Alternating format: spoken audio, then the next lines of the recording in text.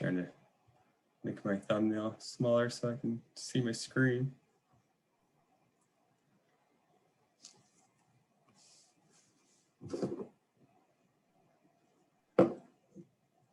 Okay, so 25 Euler. All right, well, we should get started since, yeah, we have quite a bit to get through.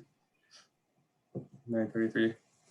All right, so thank you all for joining. Today, we're just going to go through a few of the product updates, whether it's a new product label changes or what may be coming down the pipeline.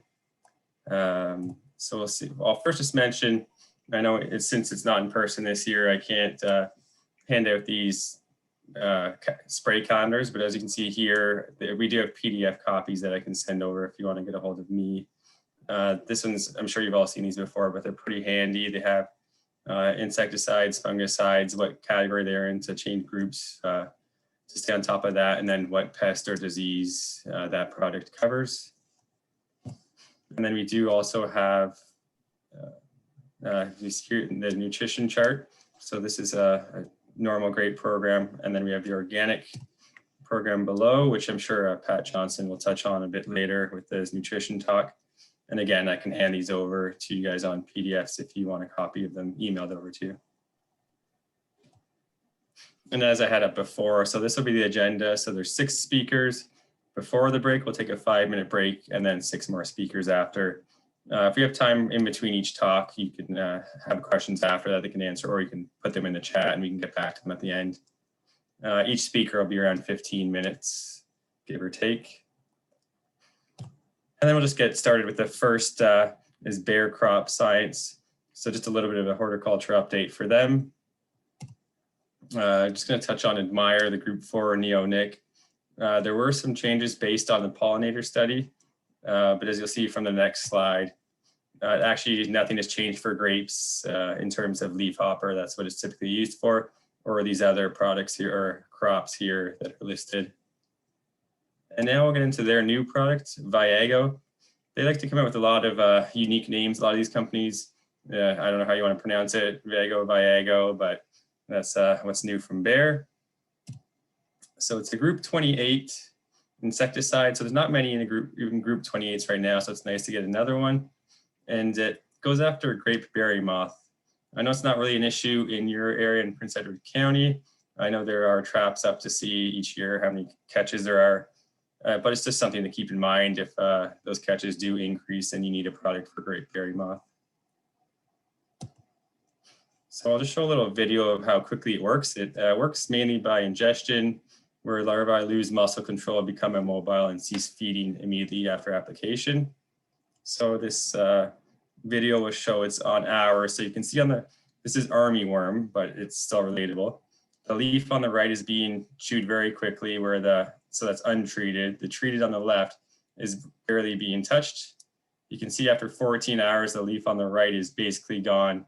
The leaf on the left still remains intact.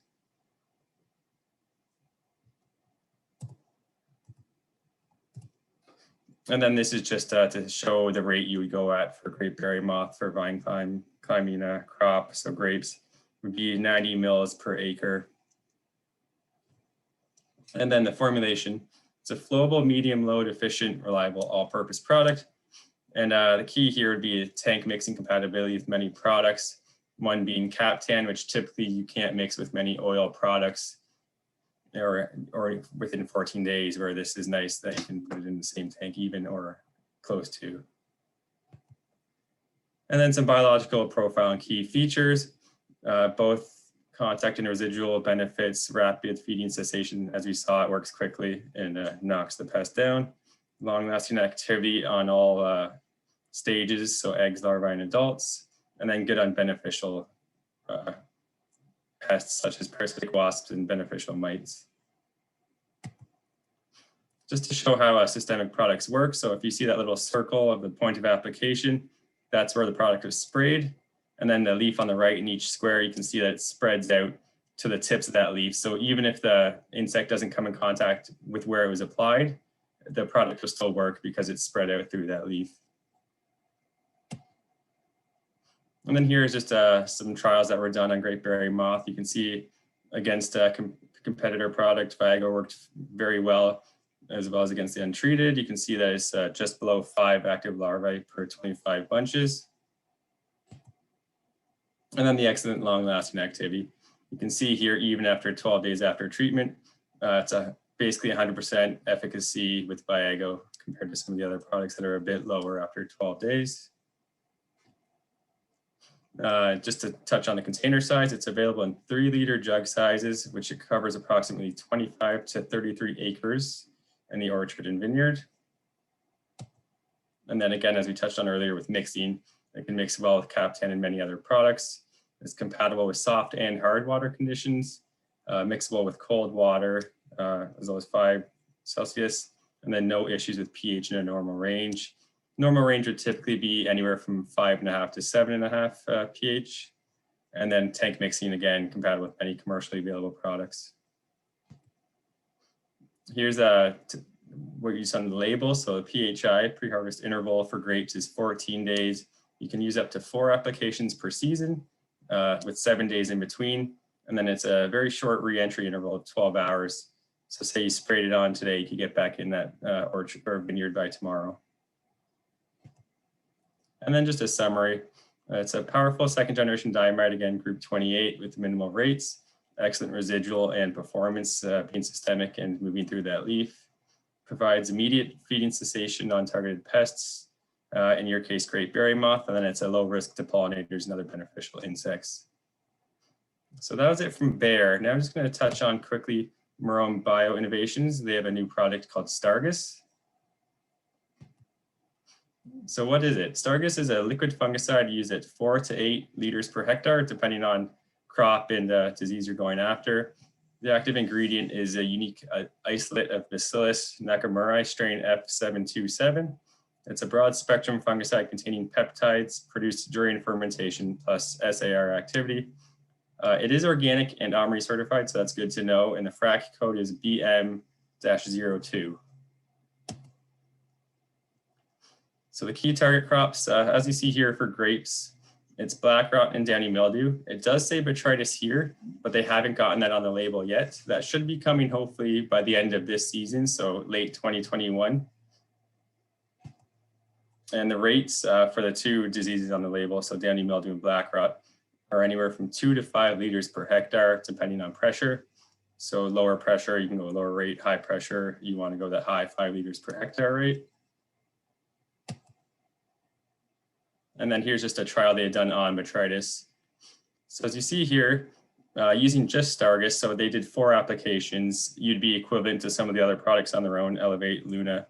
But if you mixed this Stargus in with a conventional program, you see here you went Stargus as the first spray, then you came in with Switch and Luna Experience. You'd see that it performs very, very well compared to some of the other conventional programs where you rotate products in and out. And here's the same idea for black rot. Again, if you see Stargus, they had used 8 applications of just Stargus, which isn't normal or recommended anyways. But if you add that into a program where you're changing each spray with a different product, so if you see to the very right, they used Manzate, then came in as Stargus 5 times here, and then had a Revis top in between.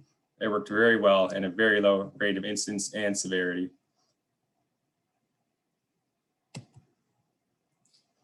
And here's just a picture to show how well it works on downy mildew. You can see on the left, treated with Stargus, on the right, untreated. And you can see how clean the leaves are on the left with Stargus. And then this is just a show, as I mentioned earlier, grape for botrytis is pending approval, hopefully later this year. And the rate for that would be 5 liters per hectare. So if you look back at the downy mildew rates, the high rate was 5 liters. So if you go that high rate, you get all 3 of these diseases. And that's just the update on Stargus. And my email address is there on the bottom if you're wanting to get a hold of me for any questions, or I can send you those charts I mentioned at the beginning. And thank you. And now we'll go on to the next speaker, Sylvain Legault from FMC. All right, doing a few clicks here, and I'm hoping I will get this thing right. I don't know if I have to change anything to get you to share, but try it. Doing share. I guess I'm sharing my screen now, so we'll do it that way. Wow.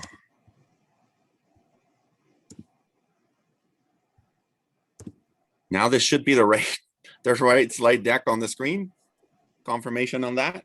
Yeah. Yep, looks good. All right, sounds good. So thanks a lot for taking the time to attend the Prince Edward County Wine Growers Association Spring Tune-Up for 2021. Last time I was with you guys, it was 19. I can't remember. Maybe I forgot all of 2020, and maybe that's why I don't remember this this event, or maybe I just didn't attend, or maybe there wasn't an event. Today, what I will be doing, I'm with FMC. I guess I forgot to introduce myself. My name is Sylvain Legault, and I will review three products, so 2 herbicides and 1 insecticide that are registered for use on grapes. So the first one is Authority 480 herbicide. It's a herbicide from the group 14. The active ingredient is sulfentrazone. It's a broadleaf herbicide. It does have some grass suppression. It's a product that you apply early in the season, in the spring, before weed emergence. So if at the time of application, some weeds have already popped up, you can tank mix it. There's no tank mix that I can think of that would not work.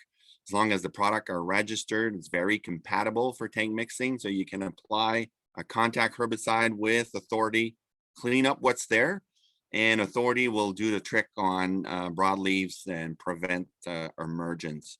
So it controls weeds, stopping them from emerging.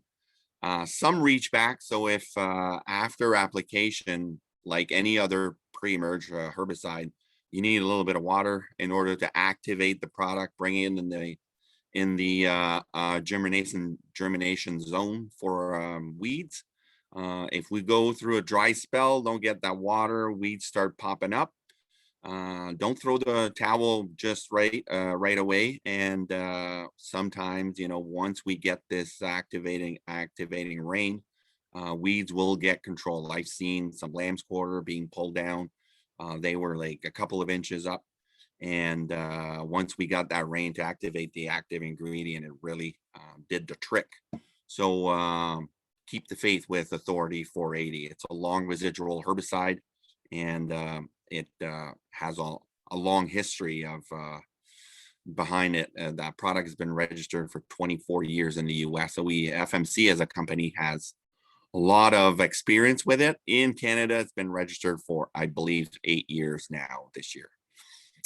Crops must be established for at least a year. So you don't use Authority on new plantings. But once you've gone around the calendar once, Authority is good to go. It's a great product to use in rotation with, other herbicides that you may have in your toolbox that are not group 14, obviously, for rotational purposes. Some of the weeds that are on label, as I said, it's mostly broadleaf weeds.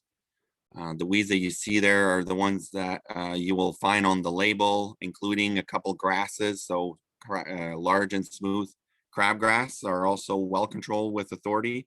We do have suppression on other grasses, but not enough to say that it would be control or good enough on its own. So if you do have a lot of grasses to control, you would have to add something else in your herbicide program.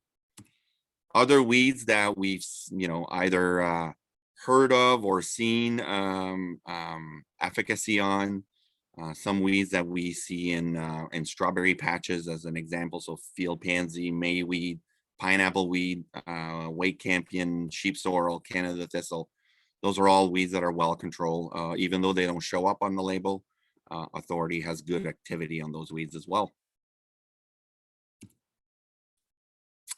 One thing that I did not mention before I move on to AIM, obviously the rate is 292 mils per hectare. That's the rate that we have for broad acres. So if you are spraying band, well, you adjust the rate for the bandwidth. And our product comes into a 1 US gallon jug. And at the broadacre rate, it would protect 33 acres So if you're spraying a 1/3 ban, then one jug will give you 100 acres worth of product.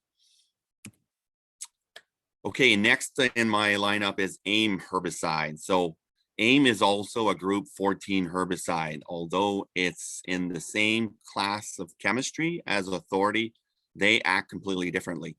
Authority is a residual herbicide. AIM is a contact herbicide. It's also registered as a reduced risk pesticide, so something that has a good environmental profile.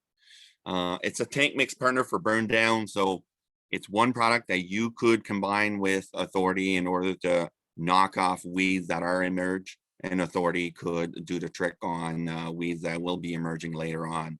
It is also a broadleaf weeds herbicide, and it does control weeds that have developed resistance to group 2 and group 9. Once you apply AIM on weeds that are emerge, you always use a surfactant with it, and coverage is key. It's a contact herbicide, so don't cut rates on the on water volumes. And what you will find on the label is Agro or Merge. If you have something on hand that is type of MSO or Hasten or something that is a little bit more aggressive, is even better. Rates on the label are 37 to 117 mils per hectare. The 37 mil rate will only control kochia, which is a weed from out west. So I don't recommend anything less than 73 mils per hectare. If you want to have good control on emerge weeds, we will get weeds that are 10 centimeters high or below. It's like any contact herbicide, the bigger the weed, the bigger it is, the tougher it is to control it. We can also use AIM. We have a registration for sucker management. So the way to use it for sucker management, the rates are there. So the rates are much higher than to control weeds. 150 mils per hectare, or you can do a solution of 75 mils of product in 100 liter of solution. And the idea is just to spray the sucker at the base of the plant. You want to avoid contact with green stem tissue or leaves or blooms or fruit, because it will burn off whatever it touches. Controls most broadleaf weeds. I've mentioned this. The re-entry interval is 12 hours. The pre-harvest is 3 days, and you can do as up to 2 applications per season with the product AIM. So contact herbicide AIM, residual herbicide Authority 480. Next in my lineup is a product that you may or may not be familiar with in your geography because of what exactly Corey mentioned. Great berry moth may not have been a big issue in your area, but if you've been battling Japanese beetle, chances are Altacor and what it can do for it. So Altacor has been on the market since 2008. It's a product that has a long history of great results. We have a label for berries, grapes, stone fruit, pome fruit, tree nuts, and we control pretty much anything that is a Lepidoptera, so any caterpillar. On label for grapes, we have grape berry moth, climbing cutworm, Japanese beetle. It will stop feeding within minutes. If you've worked with it, you know that it is not the most spectacular visually. It might take a few days for insects to clean up, but they will stop doing damage as soon as they come into contact with this active ingredient. It is also in the group 28, as mentioned in the previous presentation. We were the first ones, and so now you see a more new entrants within the same class of chemistry. That being said, Altacor is still the product that has the longest residual, and also the product that has the best environmental profile.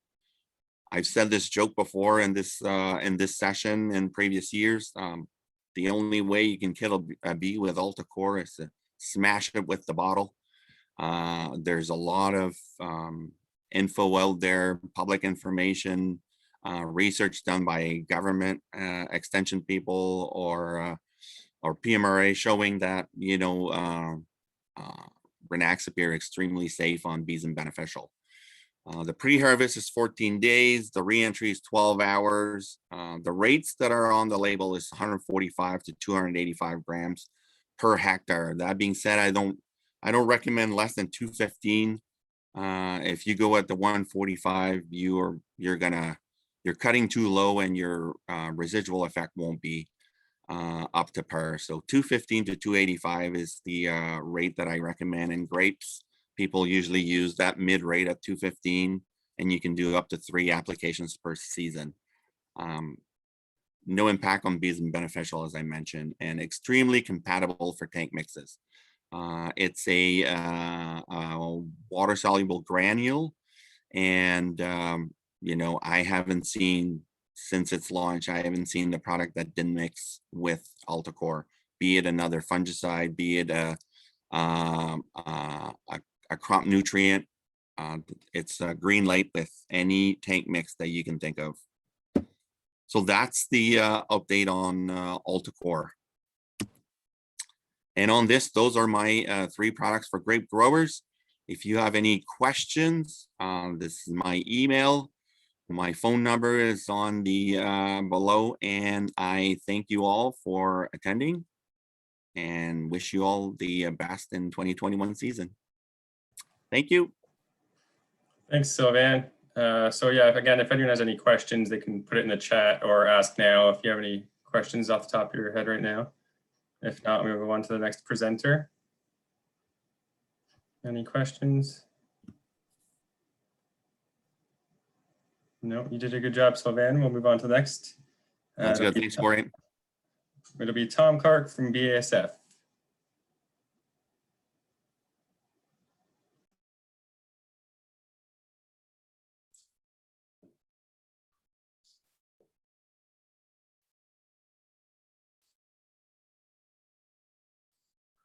Can you get that, Corey?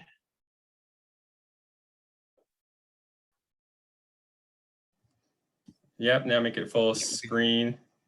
Oh, perfect. Perfect. Thank you. Well, welcome to the It's not full 2021 screen yet. Oh, there you go. Okay, great. Welcome to the 2021 Pequot Trade Show and Grower Day. Today, I want to introduce, well, it's not really an introduction because it had a label last year, but we didn't really make enough product. So I know it did get used a little bit in the county. I acquired a jug for Edgar Ramirez, and I believe Edgar had very good luck with it. But from what I've seen in Niagara, it does really good job, especially on very susceptible varieties in very tough locations in the vineyard. So I'll talk a little bit more about it right now. Sevia is a member of the Revysol family of fungicides that BASF has creating more labels for other crops. It's called mefentric fluticasol, and it's now registered in Canada and the US. The 2020 launch last year was apples, grapes, potatoes, stone fruit, sugar beets. There was a real serious pest on sugar beets, cercospora, it does a really good job on it. Peanuts and tree fruit. For grapes, as I was saying, it's shown really good strong preventative and post-infection activity in grapes. And a lot of that, well, we were comparing it to other groups of, in group 3, it's been superior to those other products. But one of the main reasons why it's doing so well, we think, on powdered mildew is that it has immediate pickup. It's rained fast within an hour, and within 5 hours, over half of it is uptaked by the plants and starts working immediately and translocating to the growing tip of the leaf, providing protection for powdery mildew. This is a shot of a radioactive. They've labeled it, and they've been able to track where it goes inside the leaf, and it gets stored in the waxy layers inside the leaf. And as the plant grows as the time application goes for the spray interval, it's slowly released over a week, as it's growing. So it shows very good systemic activity, and it's gonna be there to help fight powdery mildew. This is a graph showing how it's translocates slowly and steadily, and at the end of the week, it's still there in the leaf fighting the powdery mildew, doing a good job. They compared this, I think this study was done in New Zealand, actually, and some other group 3s that they were, I'm not even sure if they're labeled here, but they compared them to them, and their release was much more slower, but it gives much more extended duration of protection. What makes Sevia and the rest of the Revysol fungicides different is that it's the first isopropanol azole group 3. Most group 3s, they repeatedly bind and release at the site of action where the fungicide is trying to control the disease. And at this point where it's repeatedly binding and releasing, sometimes through mutations, the plant can develop resistance to the fungus. When Sevia binds to the site of action, it switches into a hook orientation, locking it in very tightly, and it binds to the target disease 100 times stronger than other conventional group 3 fungicides. For powdery mildew on grapes, the recommendation is 12 or 0.25 liters per hectare and 14 days PHI, and it's 12 hours re-entry. Frequently asked questions. It's a liquid formulation, soluble concentrate. The package size is 2 4-liter packages. There's MRLs established in the USA, for Mexico and Brazil and Australia, and surfactants and adjuvants can be used to improve coverage. And one thing I want to add is it's very important to prevent resistance. You still can get resistance with Sevia, but it's very unlikely. But that's why we always need to add a non-group 3 for resistance management. And I think Wendy might go into this, but I think we have manzate and a diethane still labeled for next year. Down the road, I think we're going to have to rely more on biofungicides as we lose these protectants. I know they're making it harder to use Captan. The REIs is always getting longer. So anyhow, please use proper agronomic practices, and we can keep some of these groups of fungicides more effective, keep their life longer. So real quickly as a wrap up, Sevia fungicide is going to provide fast and continuous control of key diseases in grapes, and it has preventative and post-infection control due to its rapid uptake and the unique new binding activity from Sevia will control biotypes that may have developed resistance to other group 3, 7, 9, and 11 fungicides. So with that, thank you very much, Corey, and I hope you guys enjoy the rest of the show. Thank you very much.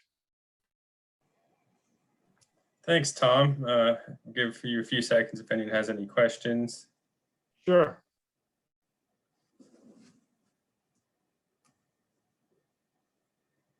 And again, you can ask them throughout in the chat or at the end of the entire session. So next we'll move on to Corteva then with Chantal Veilleux. Good morning.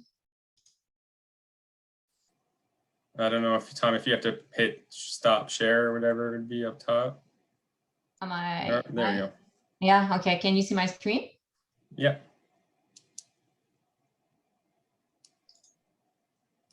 Okay, and presentation mode now? Yeah, it's good. Good, excellent. So, bonjour à tous. Glad to be with you this morning, even if I'm really far from you guys. I don't know for you, but it's been snowing here, so it's all white this morning here. So big change from a couple weeks ago. So today, so my name is Chantal Veilleux. I'm the hort specialist with Corteva. So we'll review our portfolio in regards of grapes this morning. So I will focus on, I decided to do something different this time with you guys. So instead of going to give you information by product, I'm going to talk about the pest and kind of application method and application calendar to control those pests. And we can discuss product positioning. And if you have any questions there, then a couple label information. So prism label expansion and dietane update to finish on. Before getting into grapes specifically, I just like to share this first slide so you see all the products that Corteva has available depending on the crops you're dealing with. I just highlighted the one that you guys are allowed to use in grapes. So quickly, we have Closer, which is a group 4 that will control aphids, leafhoppers. Then the second class here, our spinosins, so group 5 family. Pretty familiar with that, I guess. Entrapid is a unique group 18 there. So that's our insecticides. We're much stronger on the insecticide side than fungicide. More product to come soon on the fungicide one, but for now we are working with dietane and Nova. I'm not going to talk about them, so just quickly, you know, dietane is used as a preventive and Nova more for his kickback activity.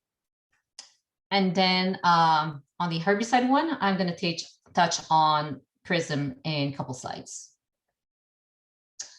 So that busy slide, I'm going to spend a couple minutes here. So this year, what I like to do, just because we don't have a new insecticide to talk about, we had different webinars to talk about our products, specifically about Closer, about the fungicides. So if you'd like to have more information, those are an hour session long, really good technical information on all of them. They're all been recorded, so we can pass them along to you. So no problem. So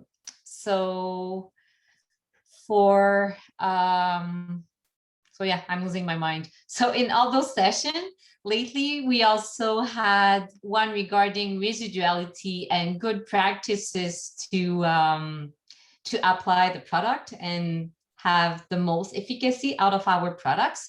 So I think it's always important to come back to the basic and think about which pest to control and think about the phenology development of each pest to be able to target perfect timing to get the best efficacy out of your product and the better control of your pest.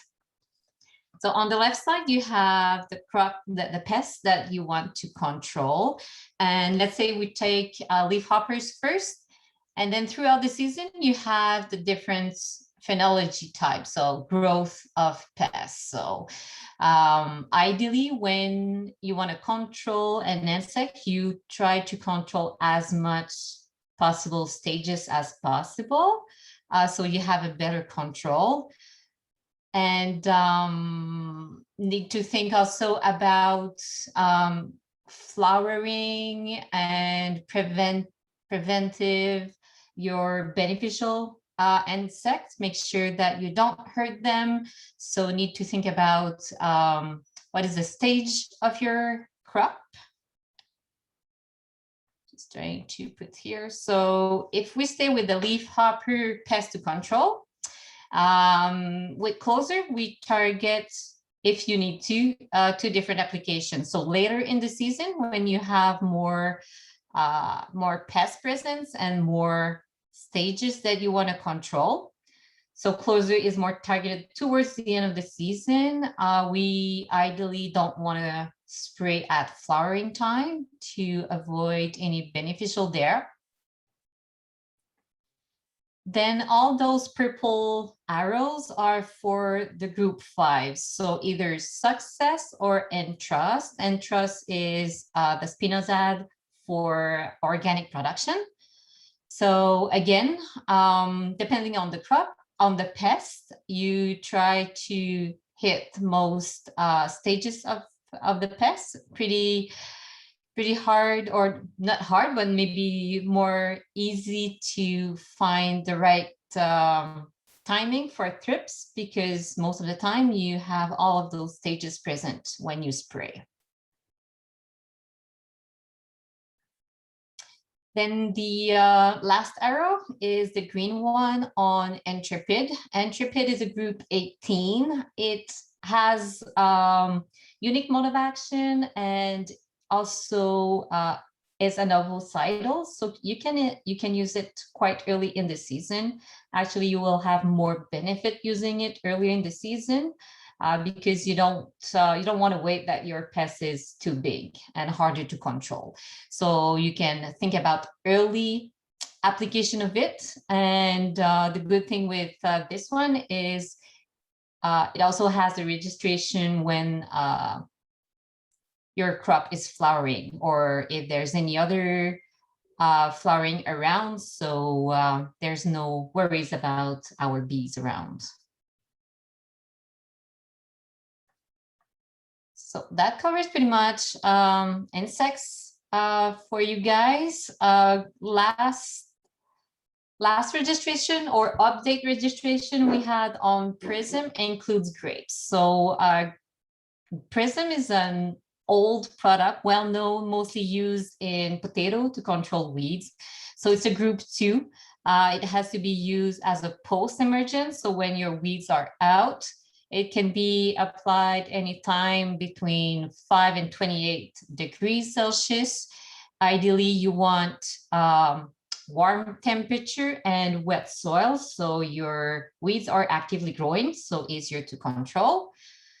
You can see the symptoms on your weeds 5 to 7 days after the application when it's under idle environment. You need to have a non-ionic surfactant in it, and it has to be applied to 1 year or older planting trees. What about the weeds to control? So it's grass herbicide. So control, good grass control on quackgrass, barnyard grass, witchgrass, green and yellow foxtail, and fall panicum. A bit of broadleaf weeds can be controlled, so have some efficacy on root, nut pigweeds, and suppression, so some control on lamb squatter. And here you see the note of puncture vine. It's not an issue yet for us in the east, but something important for out west. So it's not on the label, but we know it controls it well. And last update is on dietane. So our mancozeb with Corteva. So you all know that PMRA brought their last decision in December on this one. So it's just a heads up about what the label will look like. So for the next 2 coming seasons, the label is not changed, so you can still use it as it is. But just to keep in mind that once the label will be changed, so November 19, 2022, so 2 seasons, if everything goes well, you will be limited to only 1 application for season for grapes. So right now the label says up to 4 application maximum. So re-entry interval will be increased as well. Number of application will go down. And some change also on the buffer zone and pre-harvest interval. Sorry, I was looking for my words. And yep, so things to keep in mind for next year for sure. Actually, 2 next seasons. Labels shouldn't be changed, but I prefer to say that this season for sure. We know the label won't be changed, but we don't know for next year. So we'll see next year at the same date. What else can we say about those label extension? And I think that's all I had to update today on our portfolio. So if you have any questions.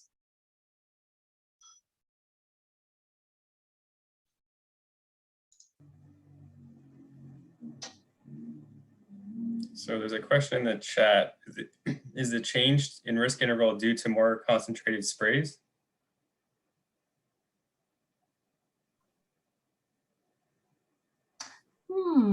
Because there's an increase in interval application for sure, but I don't think that has to be with more concentrated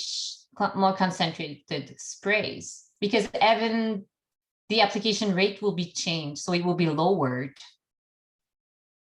So I'm not sure I understand. Did I answer it right, Corey? Or maybe you can help, but I was just going to add in, a lot of the changes are due to worker exposure more so than say concentration or whatnot. So my guess would be it's worker exposure. I didn't realize it's going down to 1 spray for manzanite on grapes, which is crazy compared to 4, but so because I know other crops have been adjusted quite a bit too with longer REIs and PHIs, mostly due to exposure of the grower. And yeah, his comment is it's a drastic change, which it really is, 25% compared to what it used to be. Yeah, yes, I guess the plus is we get to keep it because they were trying to take that one away completely. So yes. And most of the time I think, Corey, we talk or we think about apples and potatoes because those were the largest acreage, but someone catch my attention on grapes because he realized that. So it's not in place yet, but you guys really need to think about your fungicide application calendar in the future and what you can change it with. And there's other mancozeb on the market as well, so I don't know about the others, so that would need to be verified, but yeah, I imagine they'd all be the same. Yeah, because the table here that I'm showing is from PMRA on the active ingredient. So it's about mancozeb, so about all those mancozebs. Yeah. But yeah, so one use, I don't know, I know for apples, at least I think they were saying they don't know for sure about half rates yet. So could you do 2 half rates instead of 1 full? Yeah, so that would be the same answer. We don't know yet if we can play with that. So there would be that maximum. I think that's positive. So I'm hearing positive discussion around that as long as we are not over the maximum rate. But nothing has been confirmed. So, and then just touching on that, kilograms per active ingredient per hectare. So what would 2.25 actually equal out to in kilograms, do you know? Of actual like mancozeb, so diethane? Yeah, no, I will need to do the maths. I didn't do it yet. Okay, so for apples, it says 4.5 and that normal rate is 6. So my guess would be it'd be 3.5 or whatever. I'm pretty sure it'll still be the normal rate that you've always used. You can just use it once now instead of the 4. Okay, just changing number of application. And I'm pretty sure I wasn't able to find the new label because at Corteva, we don't have the new label yet. So it's still in PMR's hand. So I wasn't able to find the pre-harvest interval because we know in apple, it increased a lot. So up to 77 days before harvesting.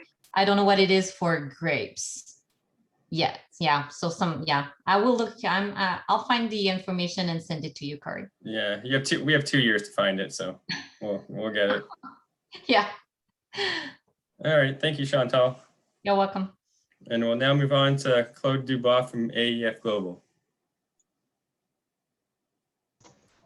Okay, just 1 second.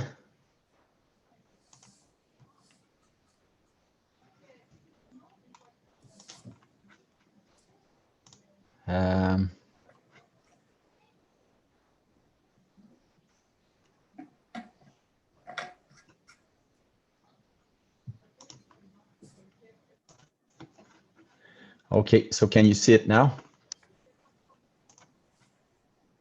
Yep. Okay, so I won't be using my camera. My internet is struggling this morning, so hopefully I will be able to go through the whole presentation. So just interrupt me, Corey, if the line's bad along the way. Okay. Can you So make it good morning, screen? everyone. Oh. Um,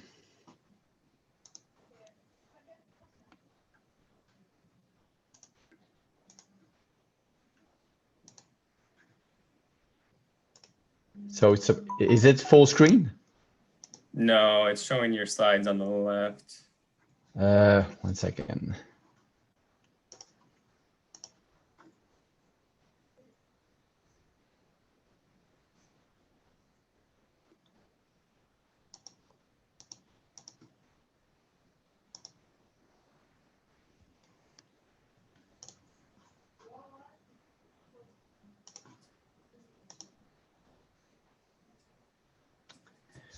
Or maybe I should send you I don't know what's. If you go back to that screen you were on, I think you can click up by the reload button. It should be able to do. So if you go up near the top left where there's like a, so the left arrow, go 2 over to, it's like a screen with a magnifying glass in it. That should do it. Or maybe if you want to skip me, I can send you maybe my presentation because I don't want to. Did you try pushing that button up top there? Claude, What's si wrong tu, here? en haut dans ta bande, si tu cliques sur diaporama, d'après moi, ça va t'emmener en full screen. Ouais, j'étais en diaporama sur ma présentation, mais je ne sais pas pourquoi il n'a pas flippé sur le. Si tu peux mettre ta fenêtre en plein écran, voir si ça va te donner accès à ton diaporama.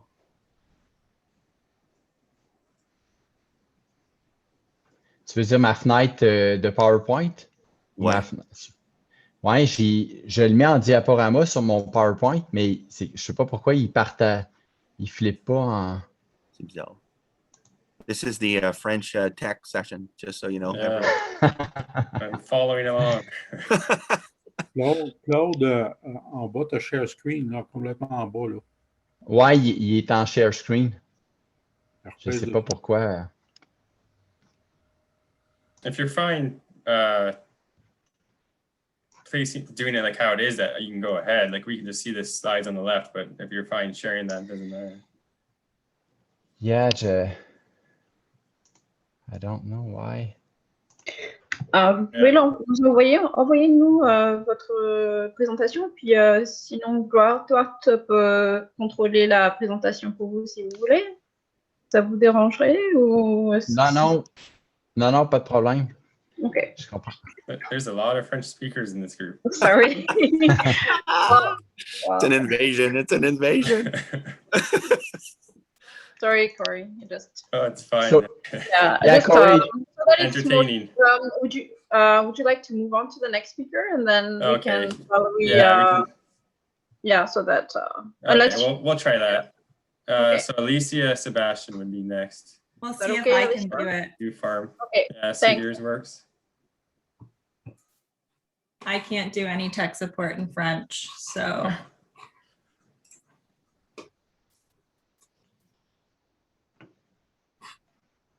Sorry.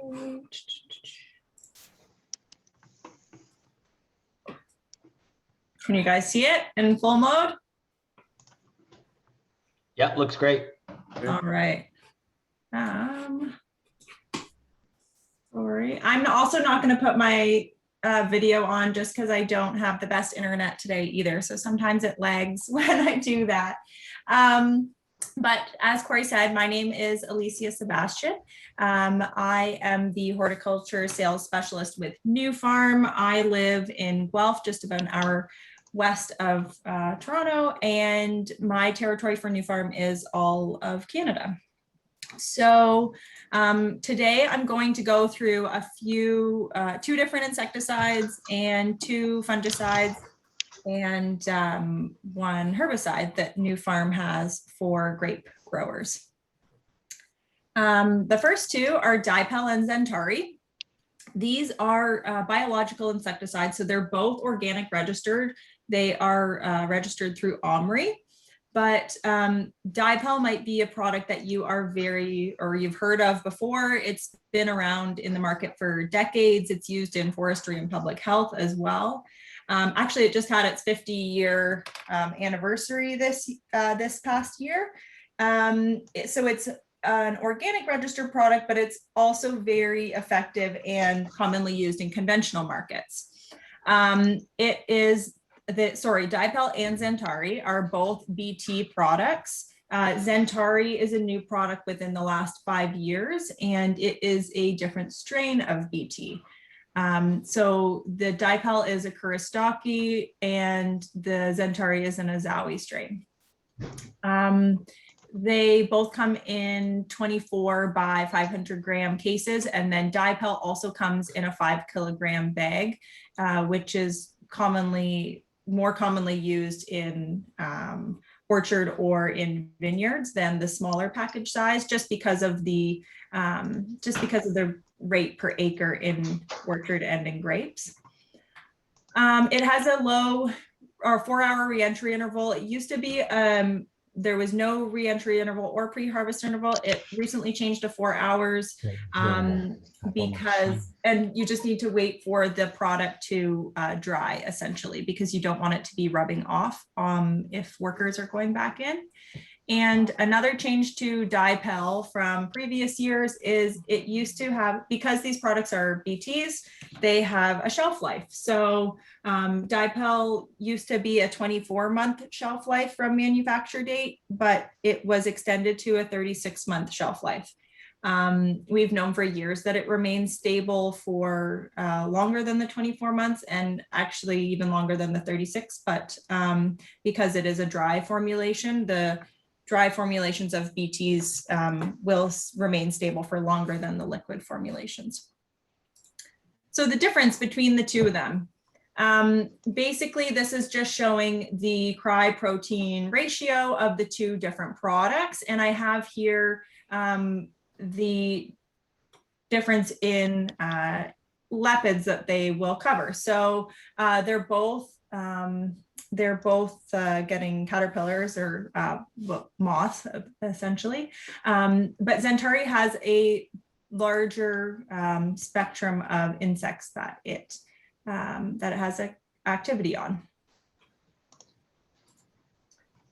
And how they work. So how it works is the product is applied onto the plant. It's not systemic. It's you need to make sure you're getting good coverage of these on the crop with these products. But how it works is the larva ingest the product, and it's the high pH of the caterpillar, the larva gut, that actually activates the product. So the pH of the gut is around 8.5. So you want to make sure your tank doesn't go, or your tank mix doesn't go that high. We usually recommend no higher than 8, because if it does go up to that higher pH, then it can activate in the tank and essentially then not lasting as long on the crop. So what happens, it's ingested by the larva, it activates in the high pH of the gut, and it essentially ruptures the gut of the larva, and the feeding stops immediately. It can, here's just a video to show it compared to another product. These products are used in greenhouse a lot, so that's why it's comparing it to Coragen, which is a popular product in greenhouse. But what it's showing here is the feeding stops immediately, but it may take a few days for the insects to actually die. I'll just show you that again. So it's untreated on the left, Dipel in the middle, and the competitor on the right. Feeding stops immediately, but it will take a few days for the insects to die, but you don't need to worry about them feeding during this time, because their gut is ruptured and they can't be feeding. So just some rates. Dipel on grapes. I showed you earlier what insects are controlled by this. For grape berry moth, I know it's not a big issue for guys, or for you guys out there, but in case it is in the future, it's a higher rate for the grape berry moth, and for leaf rollers, it's a 125 to 200 gram per acre. We say to use the higher rate if your insect pressure is higher, and lower if it's a lower insect pressure. Keep in mind that if you do go on with a higher rate, this product doesn't offer a chance for phyto. So it is a very safe product to be applying. And you want to make sure you are making applications before the eggs hatch.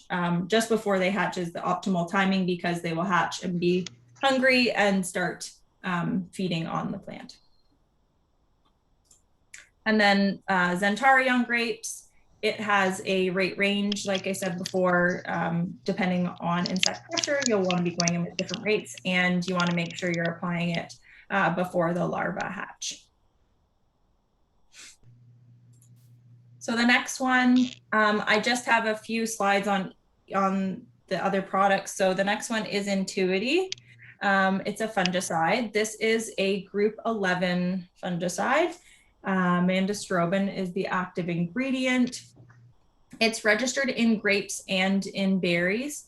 It has low pre-harvest intervals. For grapes, it has a 10-day pre-harvest interval. It is very tank mix compatible. It is it's registered in grapes for botrytis bunch rot and has suppression of powdery mildew. It is a locally systemic product, so it's not going to be moving to newly emerged leaves, but it will provide coverage on the leaves that it was applied onto. It is a really strong product against botrytis bunch rot, and I would say it strengthens a powdery mildew program in wine grapes by it suppresses the powdery mildew on the bunches and on the leaves. You want to, so the timings for bunch rot for application would be early bloom, bunch closure, and verism.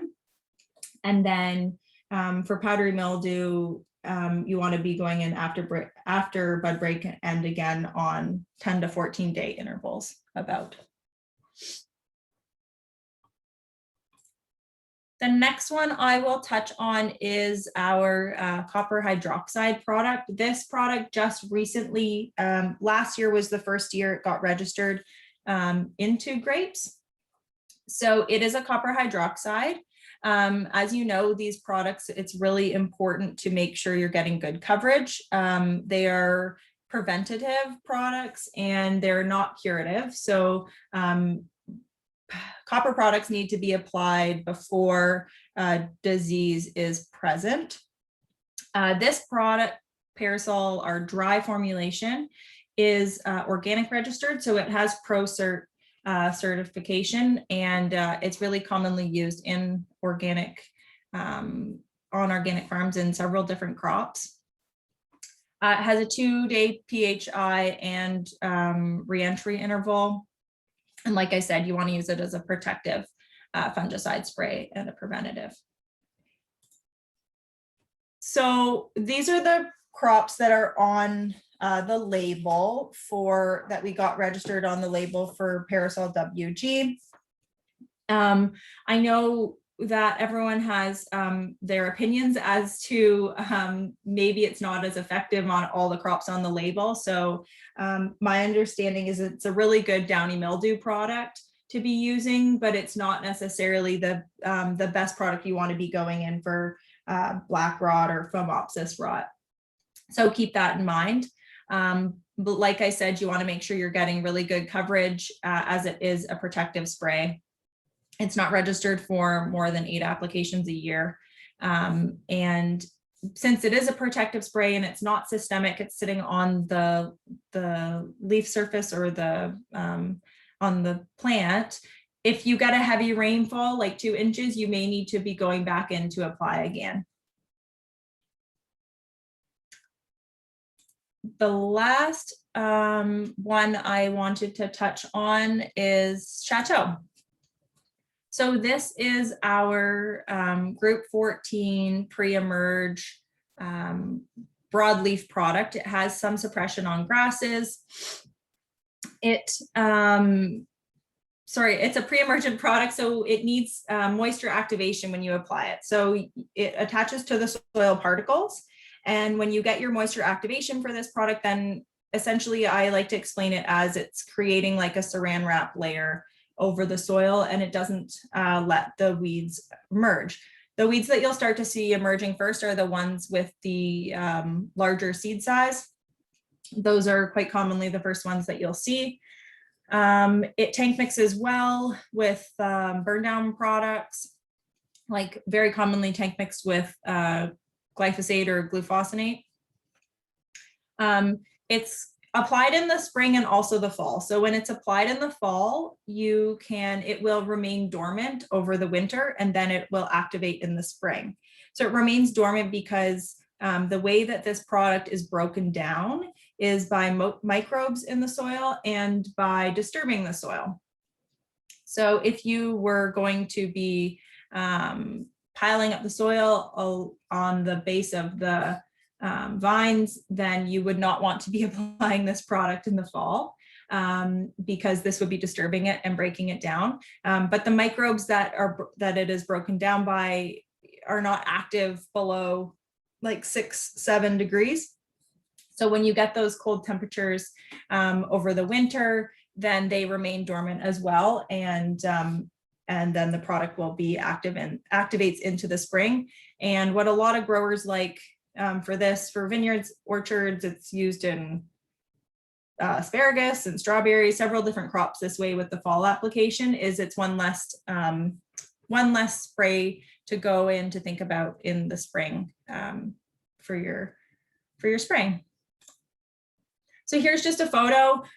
You can apply it without raking. If there is a lot of debris on the soil surface or underneath the vines, then you might not get as good of control just because it does attach to the soil particles. So you want to make sure that it can get as much product down onto the soil. So it's still pretty good control on the left, but as you can see, this is much better control of the leaves on the right-hand side. And you can even see here where this next stake goes. This was an unraked as well, so that it's starting to, more weeds are starting to show through. Lastly, these are the weeds controlled on the label. If you are going in after bud break, growers do this, but you need to make sure you're using a hooded or a shielded boom. Any green tissue that this product comes in contact with, it will burn. So you need to make sure that it's getting right down to the soil. If you can go in before that, I would suggest it. For grapes, you are not to be going into grapes after 2 years. You need to wait 2 years after they're established. And there is a rate range. So for coarse textured soils, we suggest going in at the lower rate, and for medium textured soils can go in at the higher rate. And there is a watch out to not be applying within 100 meters of non-dormant pears, as we know pears can be very sensitive. I think that covers it. I thank you for inviting me to talk today, Corey. And I just put my contact info on there. And I uploaded to the Nufarm page the grape product portfolio or solutions guide in a PDF copy. So if anyone has any questions, and all the products will be there in that one spot. Thanks, guys. So we have a question. Is Chateau compatible with hilling? With which? Hilling. So when they hill. Oh, hilling. Well, I wouldn't suggest applying it and then hilling, just because you're disturbing the soil at that point. Would they be bringing the hill, like taking the hills back down in the spring? Or you hill it and leave it? I believe they would mean bring it back down, but someone can verify. Yeah. So, sorry, I can't see any of the chat right now. I could probably bring the chat window up. So if you do hill for over the winter, then I would suggest waiting until the spring to apply it once you've brought the hills back down and you're not disturbing the soil again. I wouldn't suggest going in the fall and that, like, applying it and then hilling. because you're disturbing the soil. So this isn't going to give you a good residual control. And dehill. Yeah. So if you're going to do that, then I would suggest applying after you've done your dehill in the spring. I guess, I don't know, maybe a grower can, so geotextile too, they use in the winter. I guess the spring would be a better option if they're using that as well. Yeah. If there's any disturbance of the soil, then you want to make sure you're applying the product after that, because it will break down the product and you won't get as long of residual control. That would be for really any residual moisture activated product, I would assume. Perfect. Thank you, Alicia. Is there Thanks, any guys. more questions? Yes, I have a question.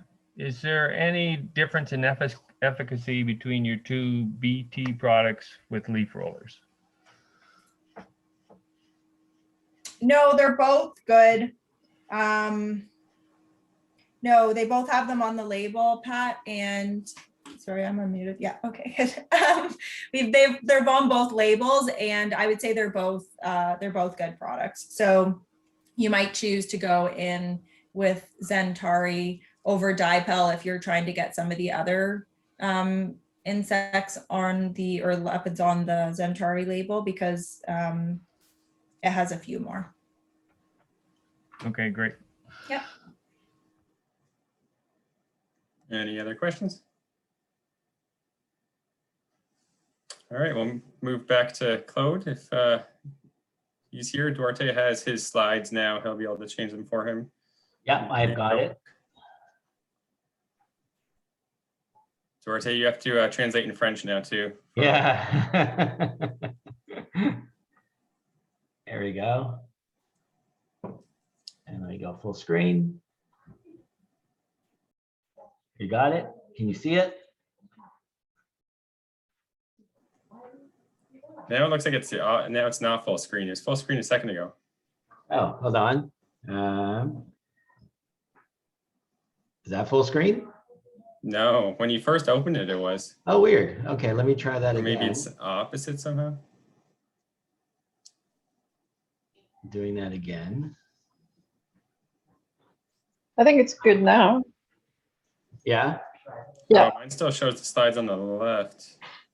Oh, weird. I don't see it. I'm on Me the. either. Yeah. Okay, so it's good. Go ahead. Okay. So Claude just needs to unmute and then he can start talking to it. And then just let me know when I need to move the Okay. slide. Okay, so can you hear me well now? Yes. Like, Okay. yes. I just cannot, 1 second. Okay, I just cannot see. Okay, so I'll just tell you when to change slide. Okay, that's good. So for those who doesn't know, AEF Global is a Canadian company specialized in the development of biopesticide. So you can change slides, please. So we have 3 products available for grapes. So BioProtect is a BTK insecticide. So Alicia just tell us a very good explanation about how BT is working. We have also 2 products named Buran and Tivano for fungicide. So you can't change slide. So first, I'll talk about Buran. This is a product, although it's only have suppression on the label, we have found very interesting ways of using that product and to make it interesting. So in terms of rate per, we suggest to use it on a volume basis. So according to your spray volume, we found that 1.4% gives you a good activity. When it's used on its own, we suggest to have a spreader, but if you combine it, so I'll discuss that later, you can drop the spreader in the tank. The profile is very safe. You can re-entry when it's dry. You can change slide, please. So how the product is working is that there's it's actually drying out the spores and the germline that are found at the surface of the leaf. So it's a product that can be used for actually a cleanup of your surface.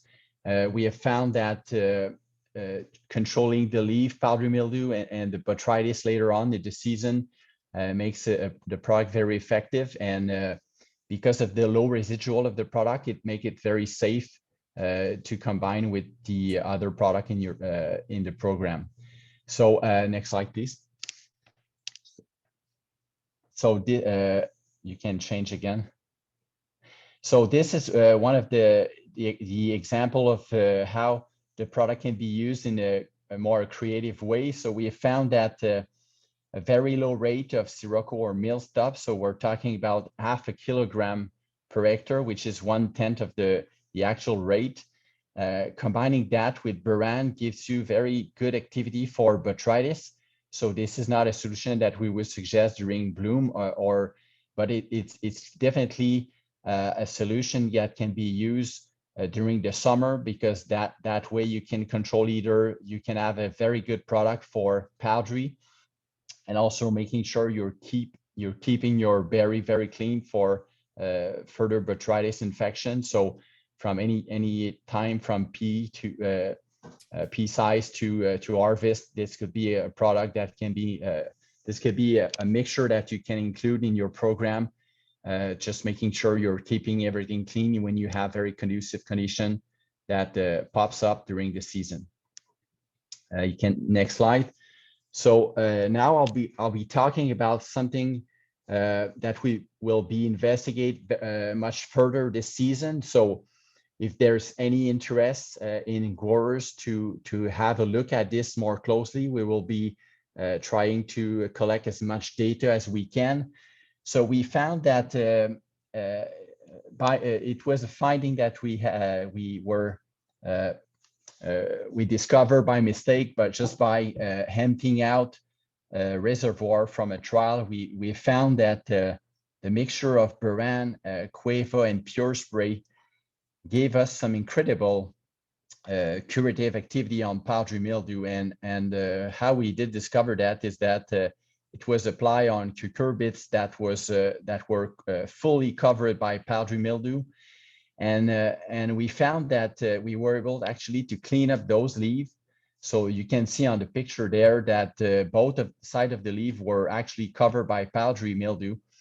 And the picture was taken actually 14 days after that initial spray. So a single spray was able to actually clean up those leaves, and the residual would have lasted more than 14 days if it would have been from the frost that occurred early September, where the trial was taking place. So after doing that initial finding, we did some additional work to refine our understanding of what each of the component was bringing into the equation. So next slide, please. So we did a trial just to investigate what component was active and mostly active in the mixture. So we also did compare that with sirocco or meal stop, which is a product that is used for burn down of the powdery. And we actually found that the mixture of the three was actually bringing something interesting. And just to let you know, in that trial, we can see that we were not bringing the efficacy to 100%, but we were in a greenhouse with very humid conditions. So we had moisture, and humidity was remaining to highly conducive. We had inoculated plant that was untreated all surrounding the plots. So the pressure was actually very crazy. And we were finding that we were actually able to give strong activity. So the goal for us this year, so you can change slide, please. So the goal for us this year would be to try to generate as much data. We know that copper and oil usually doesn't make a good or not good companion, especially if you have slow drying condition. But we believe that in very specific condition, when you want to have a strong cleanup of your plant, that solution could bring you some interesting, could be an interesting tool for you guys. So at last, I'll just briefly be talking about Tivano.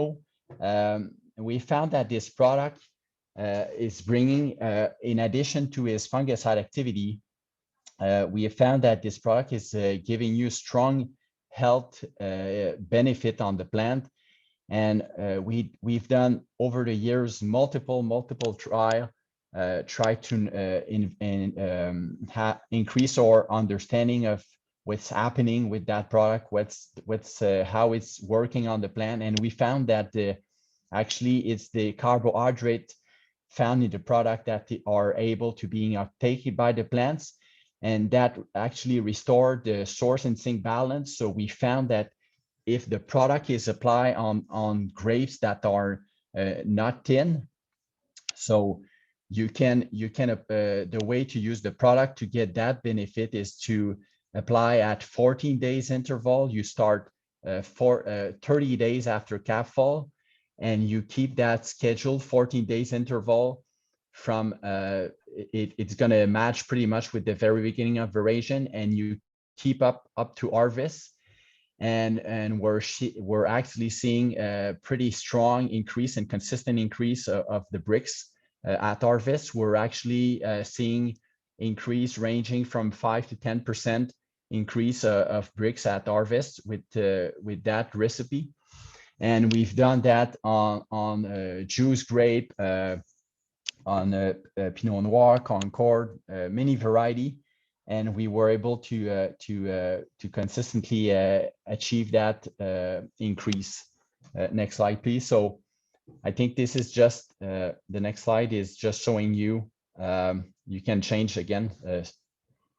So this is a large trial that was done on a 3 acres block in New York State on juice grape, and so you can see every plot. He actually did apply the product. Only 3 times. We are actually seeing benefit of keeping up that program up to harvest, but still he was able to see in every of his block where he was applying Tivano. You can see the blue chart, and the orange is the untreated. So he was treating 1 row out of 2 with the Tivano, and actually was seeing increase in every of his row that he was spraying Tivano. So again, I think that's something that should be considered. And I know that Pat Johnson from Bartlett is actually working with other ways to improve. In addition to the Tivano, he's working with other biostimulant, and he's actually finding potential of bringing the benefit of the Tivano application to increase the benefit of the Tivano application even more. So I think it's going to be interesting to follow up in the next year or 2 while he's continuing his work on this, the outcome of it. So thanks for your interest, and that cover up for me. Thank you, Claude. Is there any questions?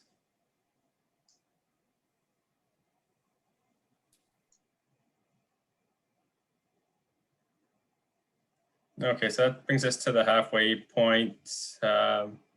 Figure we can come back for 11 if that works. We're a little bit ahead of schedule anyway, so roughly 9-minute break and then come back if that works. If any of you want to chat in here in between or whatnot, grab a coffee, so on. We'll be back at 11.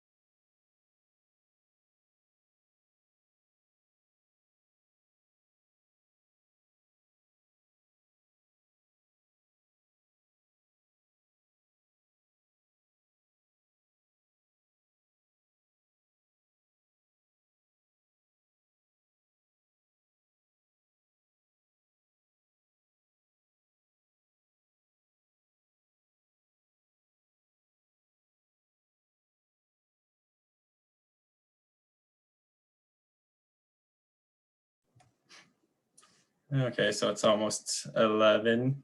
So we'll get back going. I see my brother keeps trying to do something with the screen. So we'll let him get going. He's gonna have the same background as me that he copied. I'm trying to change my screen now, but it's not cooperating.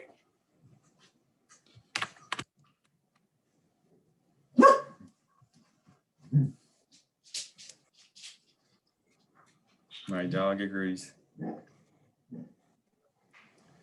Is it still 2 screens there, Corey? Yeah. You had it for a second there. So mine was delayed on Claude's presentation. So if anyone else sees it normally, let me know. Still 2 screens.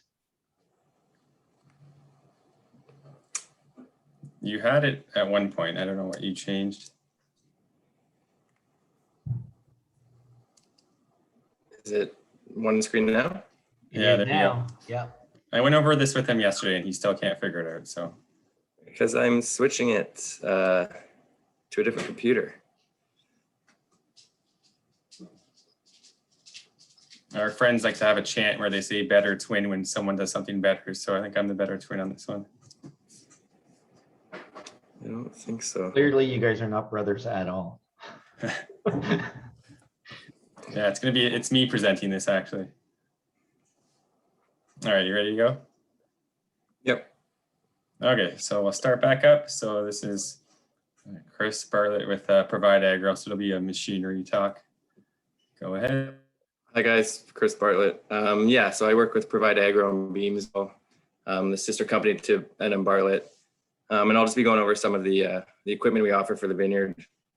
It's just going to be a really brief overview of the equipment we offer. I won't get into really any detail, but if you have any questions after, you can contact Corey or get a hold of me as well. So,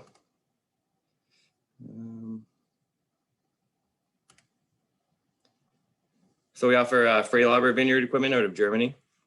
They make hedgers, a variety of types of hedgers, over the row ones, 2 full over the row. These use a very large blade you'll see here on the left. These blades can be rotated for 4 different periods of use per blade. And they are large and can be used at a very high speed, up to 13 kilometers an hour. Here's a video I'll show of one of these hedgers working.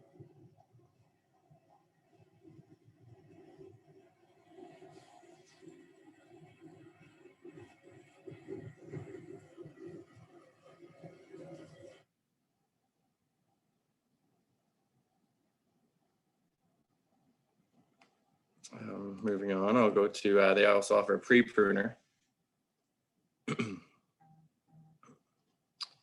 Here will be a video.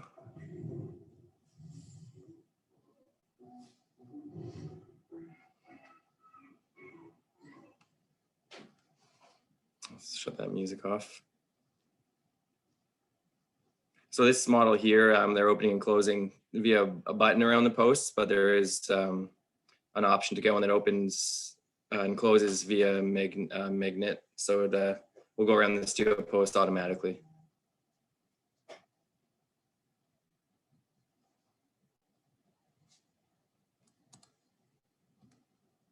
We also make rolling hose.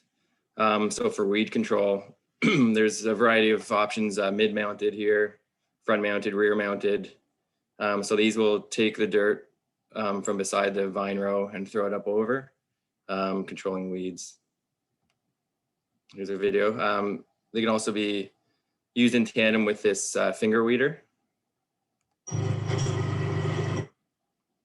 So you'll see it's just disking that dirt up over top of the row to cover weeds and mix up that soil.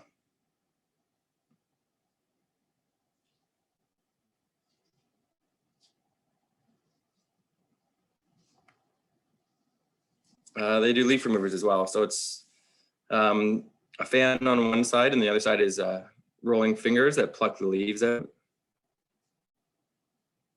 There's a one-sided and a two-sided, one-sided and two-sided option. So you'll see the fans blowing from the one side, and the other side, those fingers are, those rollers are pulling the leaves off.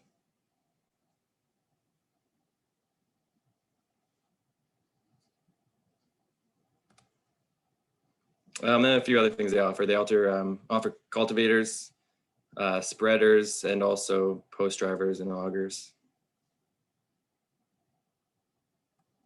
Next up is Fama Pruning, an Italian company.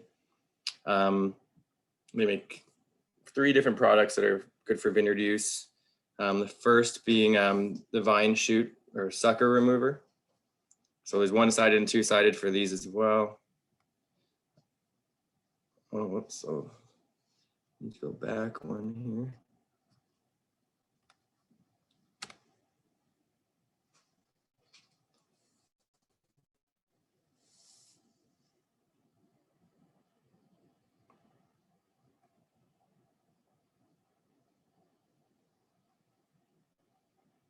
It should be opening.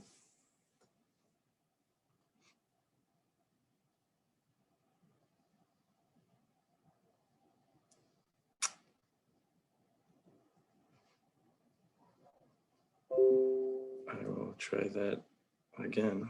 Not getting verses.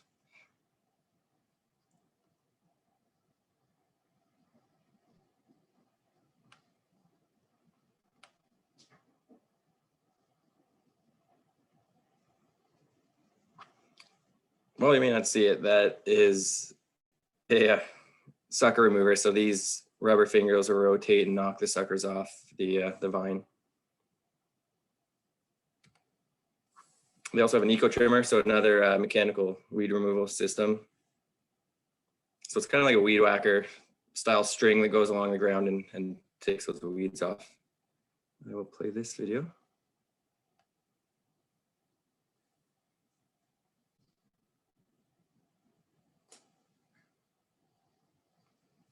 Again, one-sided and two-sided options.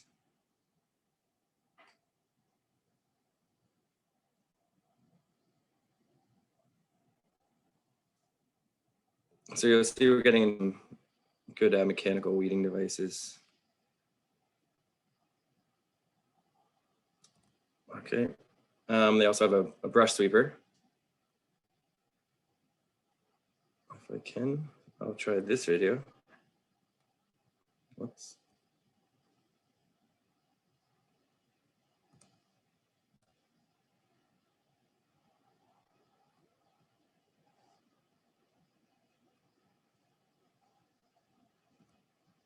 This one looks to be going. So here's the two-sided brush sweeper at work.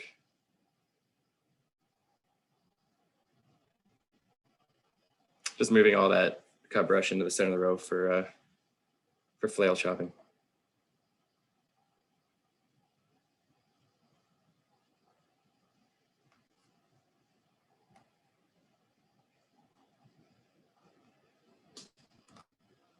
Moving on to our mowers from Van Wammel are perfect. For the vineyard, they have the KD, the lightweight vineyard flail chopper. There's also the FE2 series. So that has swing arms on either side for cutting weeds as well in the vine row. Maybe a little trickier for using that one in the county as you guys hill in the center, but they also have the VT mower, so it's variable width overlapping. So you'll see the center there just opens up in 2 halves to get wider. And then there's the low profile T series mower.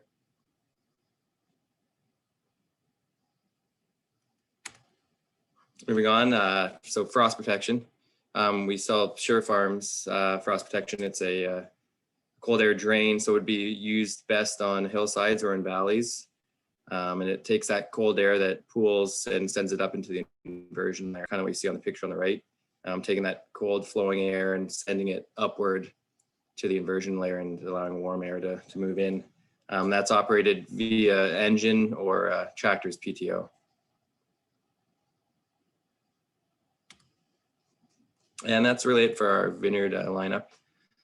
So again, if you have any questions on anything, feel free to contact me or contact me through Corey. Hey, Chris, there's a question in the WOBA app. How gentle is the finger weeder on young or weaker plants? And have you seen it in the context of our typically low trunks for vinifera in PEC? I can't say much on that. We haven't had much use with the finger weeder.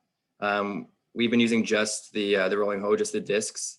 So I can't really give my own opinion on it, but from what I've seen from videos, it can be a little rough when you're hitting vines. You can see the vine moving.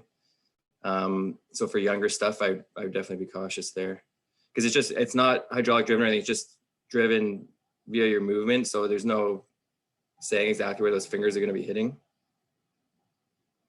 So I think it's something you'd have to be cautious with. One thing to note too is we could always do a demo out that Prince Edward County Way at some point too, if anyone's interested in any of the machinery. Yeah, yep. And anytime we can demo any of this stuff, if we have it in stock or available. Yeah.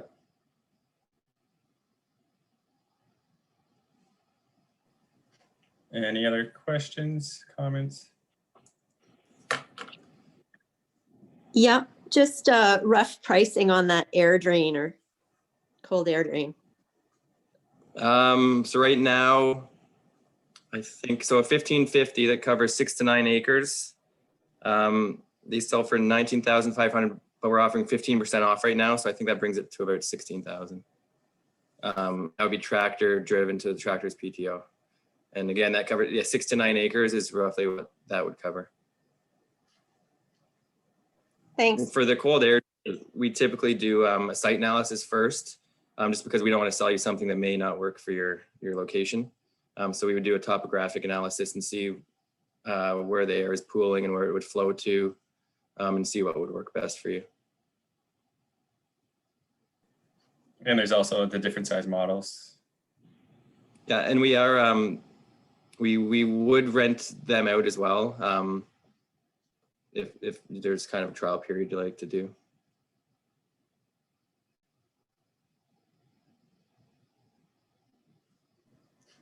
Okay, thank you, Chris.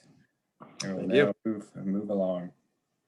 So next up, we have Nikola Lukenda from PureSpray to talk about PureSpray Green.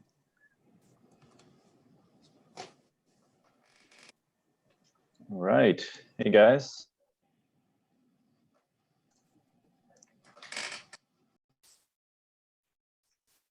Kirk, can you see my screen okay? Yeah, it's good. Excellent. All right. So my name is Nick Lukenda. I'm the technical advisor supporting PureSpray Green spray oils. I support all of Canada, and I'm based out of Hamilton, Ontario, which is close to our manufacturing site in Mississauga. So spray oils have been around for quite a long time, but they have evolved over time, and they've definitely evolved in use as well. Lately, we've been seeing a lot of renewed interest and new growers using spray oils for a couple of reasons. Oils are starting to be appreciated much more as multi-use tools, and that's addressing a couple of growing issues in the industry, be that resistance management, sustainability, regulatory changes, or trying to fine-tune IPM integration.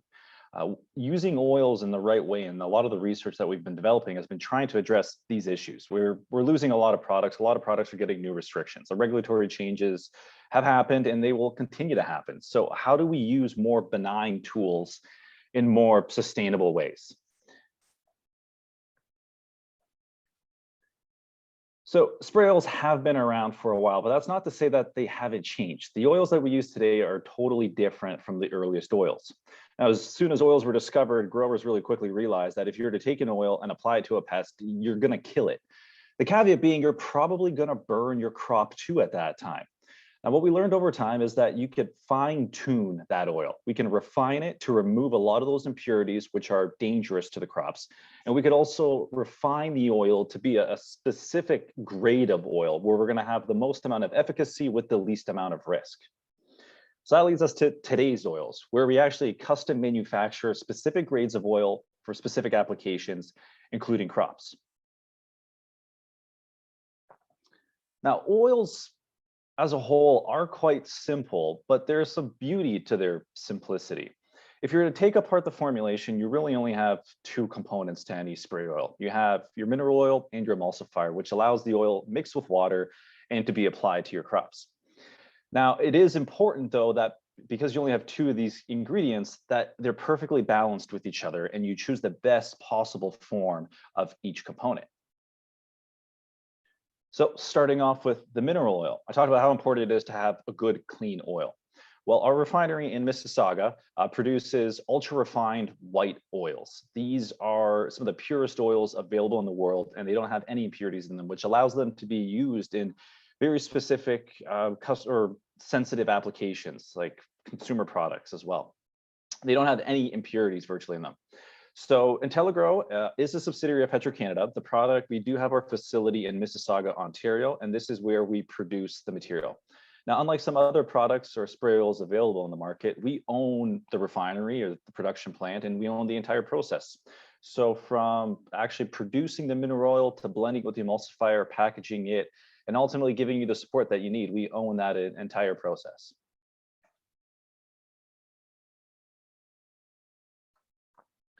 Why it's important to have a very pure mineral oil is quite easy to see. For one part, just take a look at the label. If you have a highly pure oil, you're allowed to have some benefits. Human safety, we have a 0-day pre-harvest interval, 12-hour restricted entry interval. There's no residue limits. We know the products are sustainable in that case. They are non-systemic and there will be limited effect on beneficials. And the products are suitable for organic production, with PureSpray Green being EcoCert certified and OMRI listed. So a question we get often is, how is PureSpray Green different from some other oils in the market? Well, if you take a look at the label, first thing to look at is active ingredient. This is ultimately the component which is going to be giving you that protection. So if you take a look at PureSpray Green, you're going to see 98% mineral oil. Some products have lower percentages of active ingredient. And that also reflects the rate that's used too. So PureSpray Green, typically we use about 10 liters of product per hectare, whereas if a product has lower levels of that active, you're going to be putting out more product, 13 liters per hectare. So it's important to be efficient in that case. The other thing is we actually patented the combination of our emulsifier with our oil. And we used a very specific emulsifier that's a food grade emulsifier, which is actually 70% bio-derived.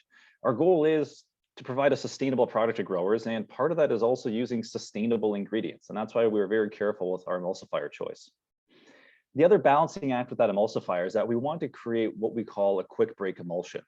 So when you mix PureSpray Green with water, you're immediately going to get this cloudy emulsion. Then you apply the product. But very quickly, that emulsion is going to break and the oil will separate from the water. And that's exactly what we want, because during the first rain event, we don't want that emulsifier to be present, because then you're just going to wash away your oil. We want the oil to stick around a little bit longer to provide some more protection. And so how do oils work relative to other products? How are they different? It really comes down to the mechanism of action. And as simple as it is, there are some nuances. So in the simple context, if you think about what happens when you spray an oil onto a crop or onto a pest, well, you're going to smother it. So if you have a small enough insect, let's just say a mite, for instance, the oil will coat the mite. It'll have some interference with its outer body, which will have some adverse effects, but it'll also smother it and suffocate it, essentially killing the mite in that case. Once we get into bigger insects, we start to see some different mechanisms as well, where you can actually interfere with the insect's ability to sense the environment, or it can actually plug their breathing tubes as well, again, leading to suffocation.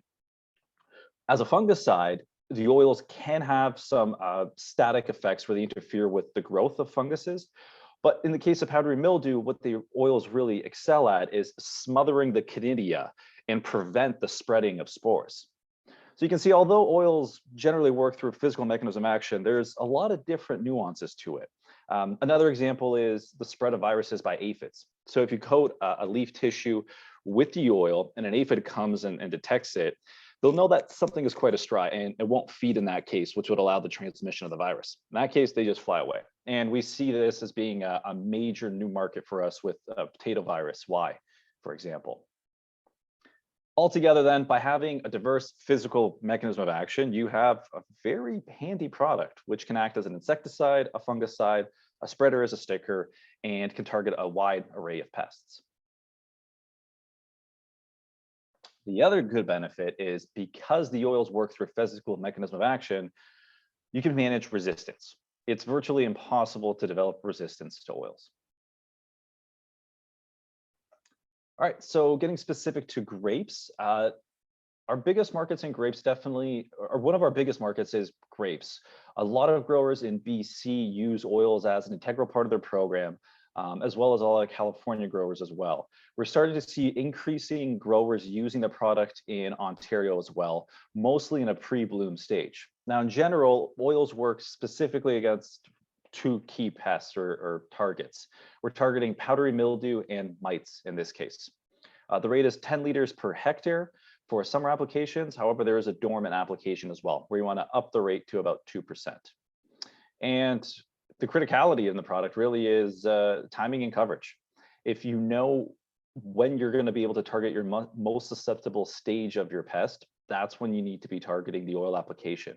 For instance, if you're going after Erinia mites, oils will work extremely well against Erinia mites, but you need to target your oil sprays before the Erinia mites form galls. In that case, the galls will protect the mite from the oil, and you're not going to be able to have that efficacy.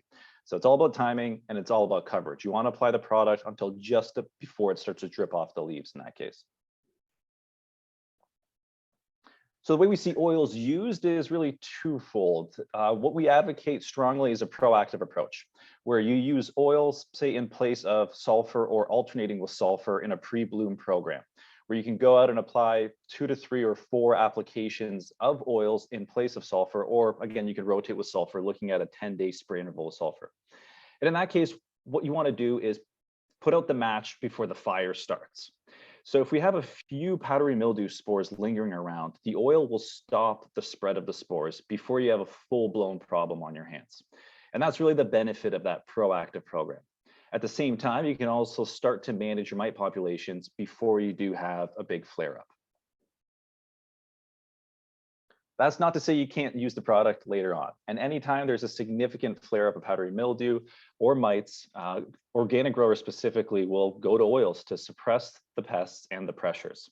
And in that case, we know that we have really good knockdown powers. In this case here, we can see how PureSpray Green was used to control an outbreak of mites in apple trees. This was a study done in BC. So over the course of the growing season, we can see the mite population is growing. There's a slight decrease. It comes up again, but immediately applying that PureSpray Green, we see that immediate knockdown effect. So I do want to talk just about some frequently asked questions we get about using oils. The first question that comes up is compatibility. So oils are fully compatible with and should be used with miticides to get the most out of them. Going back to apple growers, we actually know a lot of apple growers, to manage resistance, will alternate in a PureSpray Green spray in place of a conventional miticide, and then go back to the miticide afterwards. It's cheaper in that case, and you're also helping to manage resistance development. Oils can also safely be used with fertility products, magnesium, zinc, calcium. I just want to confirm the solubility always. We have confirmed compatibilities with a wide array of fungicides, the group 11s, 13s, and 3s, and we don't expect any compatibilities with group 7s or 9s. In terms of precautions, we do know that there's a risk with Captan. You want to have a 14-day interval before you use oils and Captans. Sulfur will recommend a 10-day interval between the products. This is an active field of research for us as well. We know we produce extremely pure oils. And so now what we're trying to question is, 10 days has been the historical benchmark, but if we have really pure oils, can we decrease that? And so these are some of the big research studies that we're undertaking this year and previous year as well. And you also do want to be mindful of copper. You want to fine tune your applications. We are labeled for 1 tank mix pre-bloom, and that'll help with, again, your more proactive oil spray programs. In terms of temperatures, oils can be safely applied up to about 32 degrees. And if applied in a cool morning, you're okay if you expect temperatures to go up to about 35 later on in the day.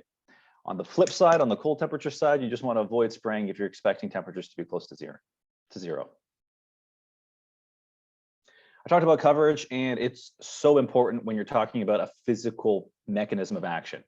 There's a lot of new sprayer technologies coming out now, and especially with ultra low volume sprayers, growers are decreasing the amount of products they're putting out. But with oils, it's imperative that you have that good coverage. And the best way to do that is get your indicator strips out. If you don't have any, send me an email. I'll gladly send some your way as well.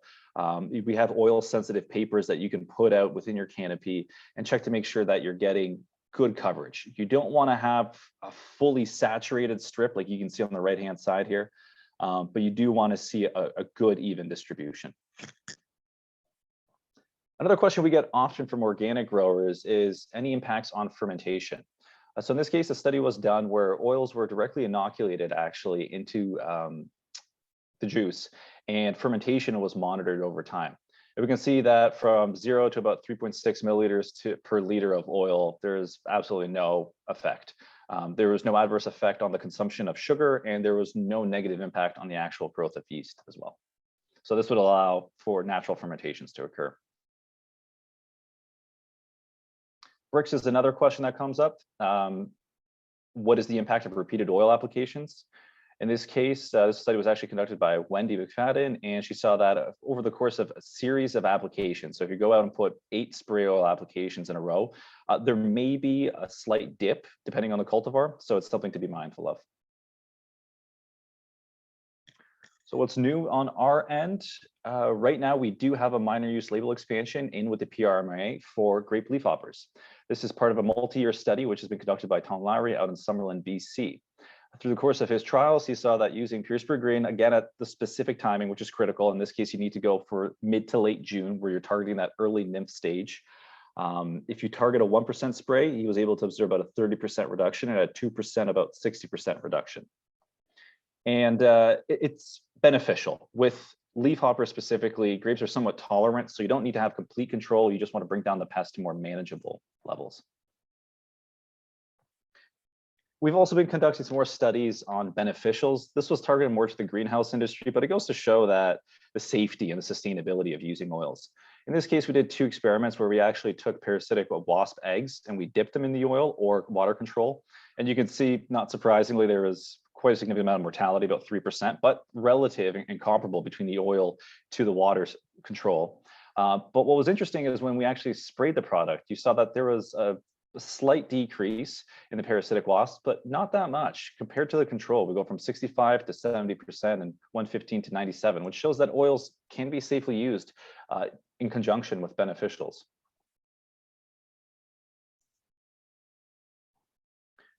Because oils do have such a diverse mechanism of action, it leads to a lot of label expansions. And we're constantly getting new growers reaching out with new crops or new applications where they've been able to develop some studies to show the beneficial impacts, and they need to have the tools available to them in a sustainable way. So most relevant for the grape growers is the addition of leafhoppers on grapes. And we actually just received another request, which is to expand our dormant use application to include scale and mealybugs as well. But beyond that, we have 5 other minor use expansions, including codling moth on apples and pears, greenhouse ornamentals, deter feeding by aphids as well, and some other crops. So in summary, oils have been around for a fair amount of time, which gives them benefits. We know how to best use the products. We know that they're efficacious. We know that they're safe. But what we need to do now is fine tune how to use the products in light of current changes in the market. We know resistance is a big issue and will continue to be a big issue. How do we incorporate, how do we rotate oils in order to manage resistance? And we do that in the spirit of sustainability. And we know products or oils can act as triple action products: fungicide, insecticide, spreader, sticker. So you're getting the most amount of activity from a sustainable input, which of course leads to some cost savings as well. So I'll leave it there. And if anyone has any questions, feel free to send me an email. I just have one. I'm sure we've talked about this before, but for most pesticides, like 2 inches of rain would pretty much wash it all off. For oil, will it last longer or more rain needed just because it's a sticker surfactant and maybe sticks better than the other products? Yeah, well, so the impact of oils will happen immediately. So if you cover your pest, the pest will die within a matter of an hour or 2 in that case. So you're going to have that immediate knockdown effect. You do want to have a little bit of the rain fastness. So a rain event will wash away some of the oil for sure, but the main impact is always going to be in that first hour to 2 after you apply the product. And that's where you're going to see the most benefit. Okay. Any other questions? All right, Cool. thank you. Thanks, guys. Thank you, Nick. And we'll now move on to Ron Mueller from Belchim.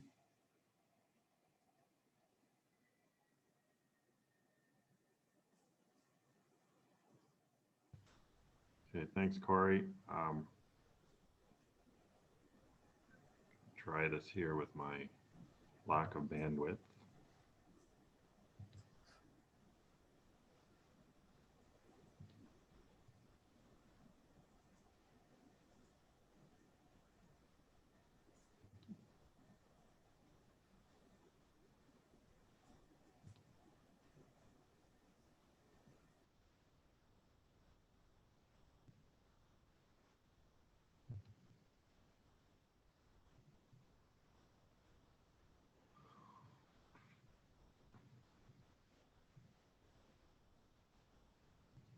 Okay, Corey, for some reason, it's not letting me share. I'm gonna have to send my presentation to you.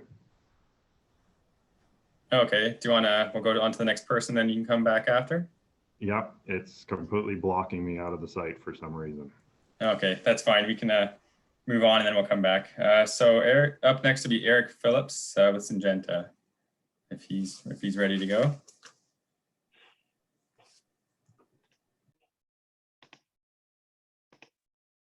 Corey, I'm trying to share my screen. Is that working or coming up on your side for you? Yep, that's good. Presentation mode, good? Yeah, Yep. looks good. All right, well, thank you everyone and good morning. I want to introduce myself, Eric Phillips with Syngenta as a horticultural specialist, and having spent the last 16 years with Syngenta in different roles, I'm actually new to this role specifically as a horticultural specialist as of January. So have not had the chance to meet many of you in the past, but look forward to doing so when it's convenient and I guess acceptable to do so. I've got my contact information for you on the screen should you need to reach out to me. But really, as a horticultural specialist, my role is to provide agronomic, technical, and sales support for our horticultural product line with a particular focus in our potato, muck vegetable, apple, and of course, grape product lines. So as I said, look forward to meeting you and having conversations when we can. And again, thank you for the opportunity here this morning to provide an update on Syngenta. The content that I want to review here with you over the next couple of minutes is just a brief update on some of the increased focus that Syngenta has put over the last couple of months in the specialty horticultural space, and really ultimately sharing with you the impact that we can expect as a result of that increased investment. But what I do want to spend most of the time on is talking about our newest fungicide, the Adepidin molecule that was introduced and brought to the market in 2020. So talking to you about Adepidin, and then Miravis Prime, which is our newest grape fungicide available for you to use. So just before I talk about the molecule and the new product, as I alluded to, over the last couple of months, Syngenta has made a concerted effort to increase our focus in the specialty horticultural space. And we've done that through two avenues. One, internally, with some investment in some roles dedicated to supporting our marketing and technical initiatives around our product line, but then also externally as well, customer facing and working alongside your preferred retailers. So you can see from the map here, we've expanded our footprint with roles across Canada. We have Hank based in British Columbia. Many of you probably crossed paths with Patricia here in Ontario in the past. Patricia up till January was covering all of Ontario, and now covers the western part of the province, where myself covering the eastern part of the province, and of course covering Prince Edward County now. We've got a vacancy in Quebec that we're looking to fill, and then we've got a sales rep in PEI in the Maritimes that, while also manages potatoes and row crops, has a focus in the specialty space as well. And, fortunate enough for myself, being new to the role, to have really a network as broad as this, to be able to call on for expertise and experiences, to, as I said, service you better and answer some of the questions that you might have. I'll now spend some time either introducing you to or reintroducing you to Adepidin, our newest Group 7 molecule, and then Miravis Prime, our newest grape fungicide. So starting with the molecule itself, you see here on the screen, this is the chemical structure of that molecule. It is a carboxamide or an SDHI mode of action fungicide. So often referred to as SDHIs or those group 7s, but it happens to be the most advanced group 7 molecule in the marketplace. And that's as a result of really combining the best features of this chemical class and putting those components into what we have here is the Adepidin structure, which delivers effectiveness in 3 areas: power, stamina, and spectrum. And so when we think about the power of this active ingredient, here we're talking about the efficacy and the potency that this molecule has on the target disease. When we look at the stamina portion of the molecule on the right-hand side, here we're talking about length of control and talking about the lipophilic parts of the molecule that allow it to provide that long residual activity so that you get, as I said, very long length of control. And then the last piece, which is the spectrum side of the active ingredient,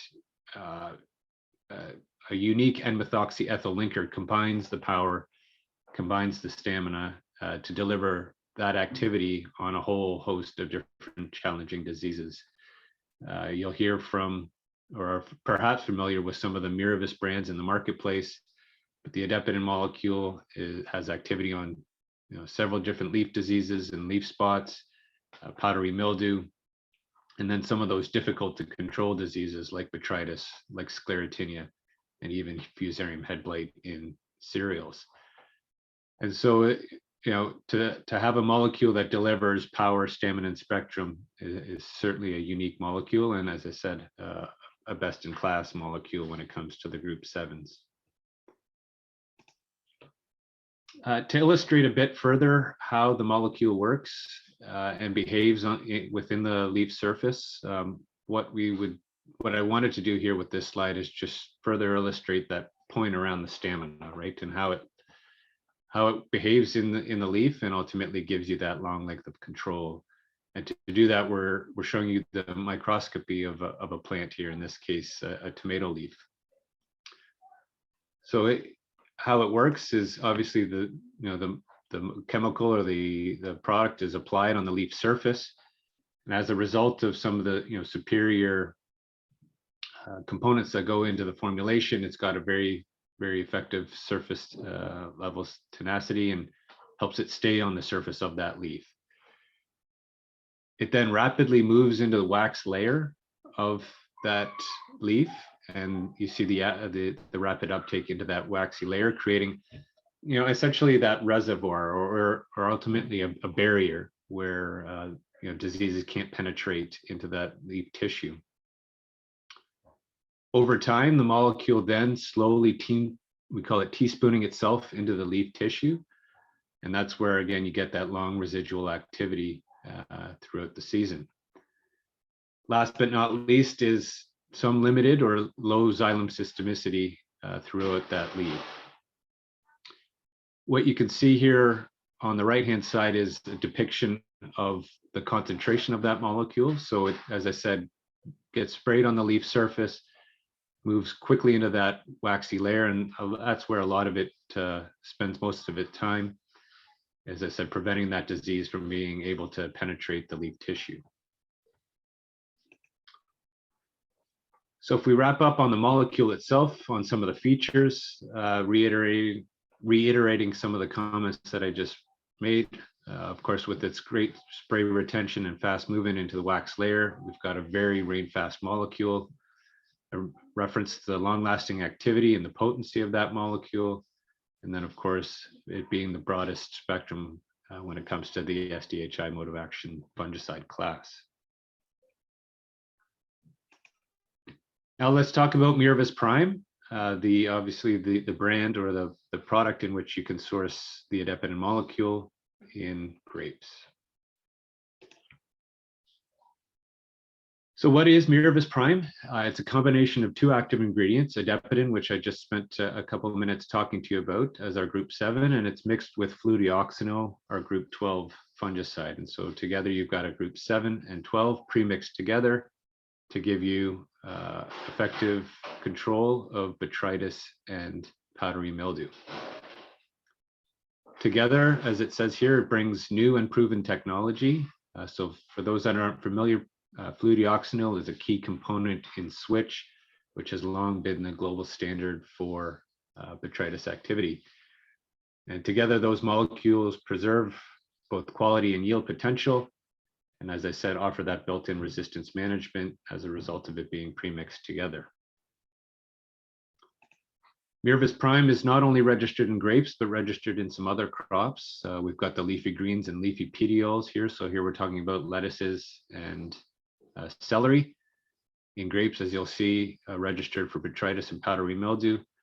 And then new for the 2021 season, we were able to expand that label into high bush blueberries, as well as low growing berries, which include strawberries. Focusing a bit more on the actual use pattern in grapes specifically. So as I said earlier, the targets being botrytis and powdery mildew. We do have a rate range on the label of 0.8 to 1 liter per hectare. You see the conversion here in liters per acre. There is a 21-day retreatment interval. You are allowed to apply Miravis Prime up to 2 applications. We have a 14-day pre-harvest interval, and you can see the re-entry intervals depending on the activities that you're conducting. I want to take a quick refresher now on the 2 key diseases that Miravis Prime has activity on, starting here with botrytis first. As we know, botrytis is one of those challenging and important diseases that we need to manage, as it has a direct impact on yield and certainly has some other challenges as well when it comes to the impact on our flavor profiles, right? Botrytis is known to have an impact on the acid levels, and as a result of that, can change the flavor profile. As you're probably well aware, and don't need me to remind you, but good IPM recommendations suggest that applications for botrytis be made preventatively and at the start of cap fall. When it comes to powdery mildew, of course, another challenging disease here. Powdery mildew has an impact not only on yield, but on fruit quality as well. We've known and come to understand that powdery mildew has an attack on the leaves, on the vines, and on the berries. And certainly there are tools in the marketplace today, whether it be sulfurs or many other site-specific fungicides that are required to help mitigate the impact of powdery mildew.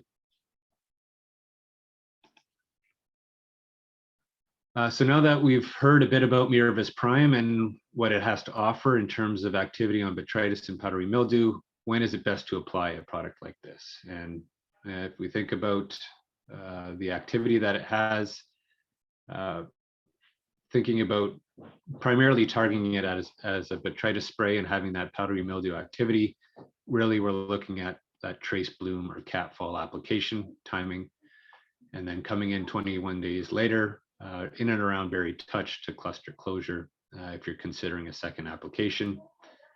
And as always, again, mindful of conditions and so forth, thinking about potentially continuing your botrytis and powdery mildew sprays through to the veraison stage. When it comes to field performance, Miravis Prime was introduced and commercially available in 2020. So in 2019, we were able to conduct some pre-commercial trials.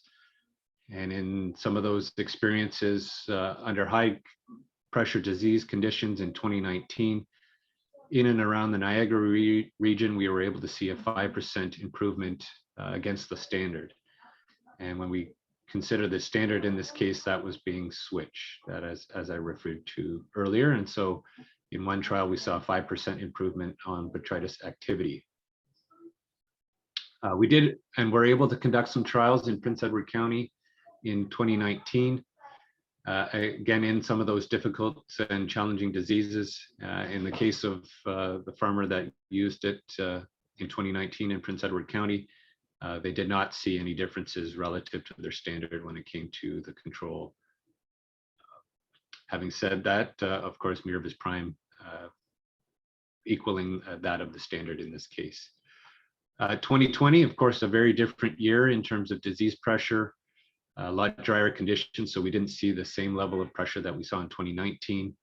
But the folks that did use it in 2020 were pleased with the performance and are looking forward to continued use under potentially different conditions here in 2021. So with that, I want to thank you for the opportunity again this morning. As I said, look forward to meeting you when I can and when it's appropriate and convenient to do so.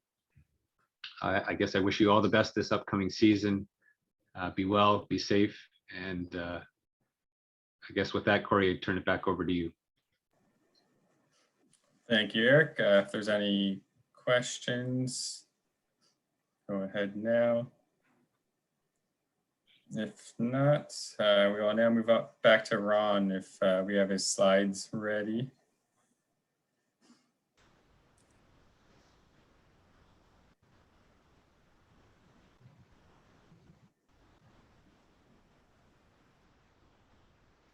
It's up and ready, full screen. Can you guys see that? Guys. What's good from this end here? Okay, so Ron, just let me know when you want next slide. Okay, will do. Just a quick introduction. Name is Ron Mueller. I'm the horticulture rep for Ontario. Been at Belchim, which used to be the Engage Agro banner, for 11 years, I believe now. Contact information, Ron Mueller at belchim.com. Also on our website, you'll see it on the slides there, belchimcanada.com. Go ahead on to the next one. So just a couple different products I want to go through quick. Diplomat are one of our biofungicides. Beluga, a bioherbicide. Biocult, our new mycorrhiza trichoderma root inoculant, and Scorpio, a new bioinsecticide. Next slide. So an overview of Diplomat. We've had Diplomat, we brought it to the market about 3 years ago, and we've had a number of label expansions for it. Diplomat it is not an organically registered product as of yet. It just got organic registration in the US, and we are in the process of doing all the paperwork here in Canada.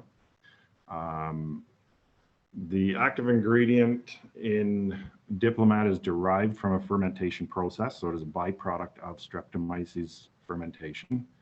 It has been used in Japan since 1967, and they have a very broad label in Japan, and they haven't seen any issues with resistance there yet. Diplomat has a unique mode of action. It's a frac group 19. It is the only product in that group, and it inhibits the biosynthesis of chitin in fungi. And what happens there is you don't get a cell wall formed and the fungi can't survive. It also, we have found, works in some of the Oomycetes species. Chitin is formed in the growing tip of the hypha, and when you inhibit that, you inhibit growth of many of the Oomycetes type fungi as well. The Canadian label here, we have a broad label for Diplomat. There's a lot of crops on it. And for grapes, we have it on there, and we've done some label expansion for it. So it has been on the grape layer for botrytis and powdery mildew control since we introduced it. And this past winter, we've added downy mildew and phomopsis as well. Question I often get, because it is a chitin inhibitor, is does it work on bacteria? And the answer is no, it does not have an effect on bacteria. Pre-harvest interval is 0 days, re-entry 4 days. And the application rate, or sorry, three applications is the maximum for Canada. Diplomat is because it's a single group broad spectrum product, the recommendation is to tank mix it with another different group, just for resistance management. Next slide. New product we brought to the market this past year was Belchim. Belchim is a non-selective herbicide and desiccant. It is a bio-derived product from the sunflower industry. It is a formulated pelargonic acid. So it is a burn down product, does not translocate through the plant. So many of you would be familiar with some of the vinegar products on the market, the acetic acid products, or Ignite. This works in a similar manner. The neat thing about Belchim, it does have a half-life of about 36 hours when it's sprayed onto the ground. It's broken down very quickly by soil microbes. Pelargonic is a 9-carbon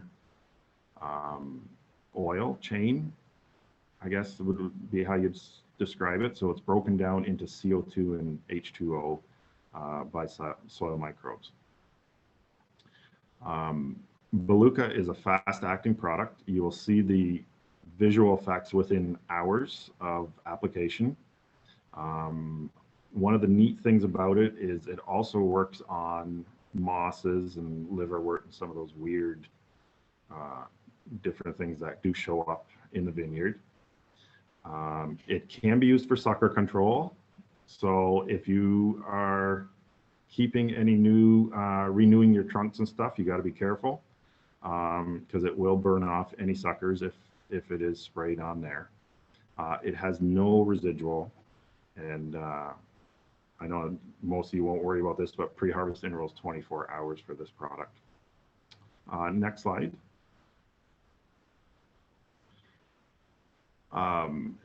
The unfortunate thing with Belchim is the dose rate is very high. It is similar to other bio products on the market. You require a lot of product to be active. What I would suggest with this is that we know at 16 liters per hectare, it'll do a really fantastic job.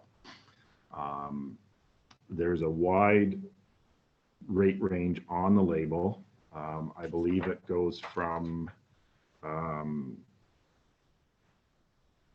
3 to 5 hectares per acre up to 16, or sorry, 3 to 5 liters per hectare up to 16. So depending on your weed spectrum, you'll kind of have to play with that to find where your ideal rate per hectare is. Next slide. So I mentioned sucker control. The dose rate for sucker control, actually, I just noticed this, it says 12 liters per hectare. For sucker control, you don't need to be that high. 3 to 5 liters per hectare, if that's all you're doing, will work for sucker control. Next slide. The third product that we brought to the market last year was BioCult, and we've been doing a lot of trial work with this one in Ontario, in grapes and many other crops. Next slide.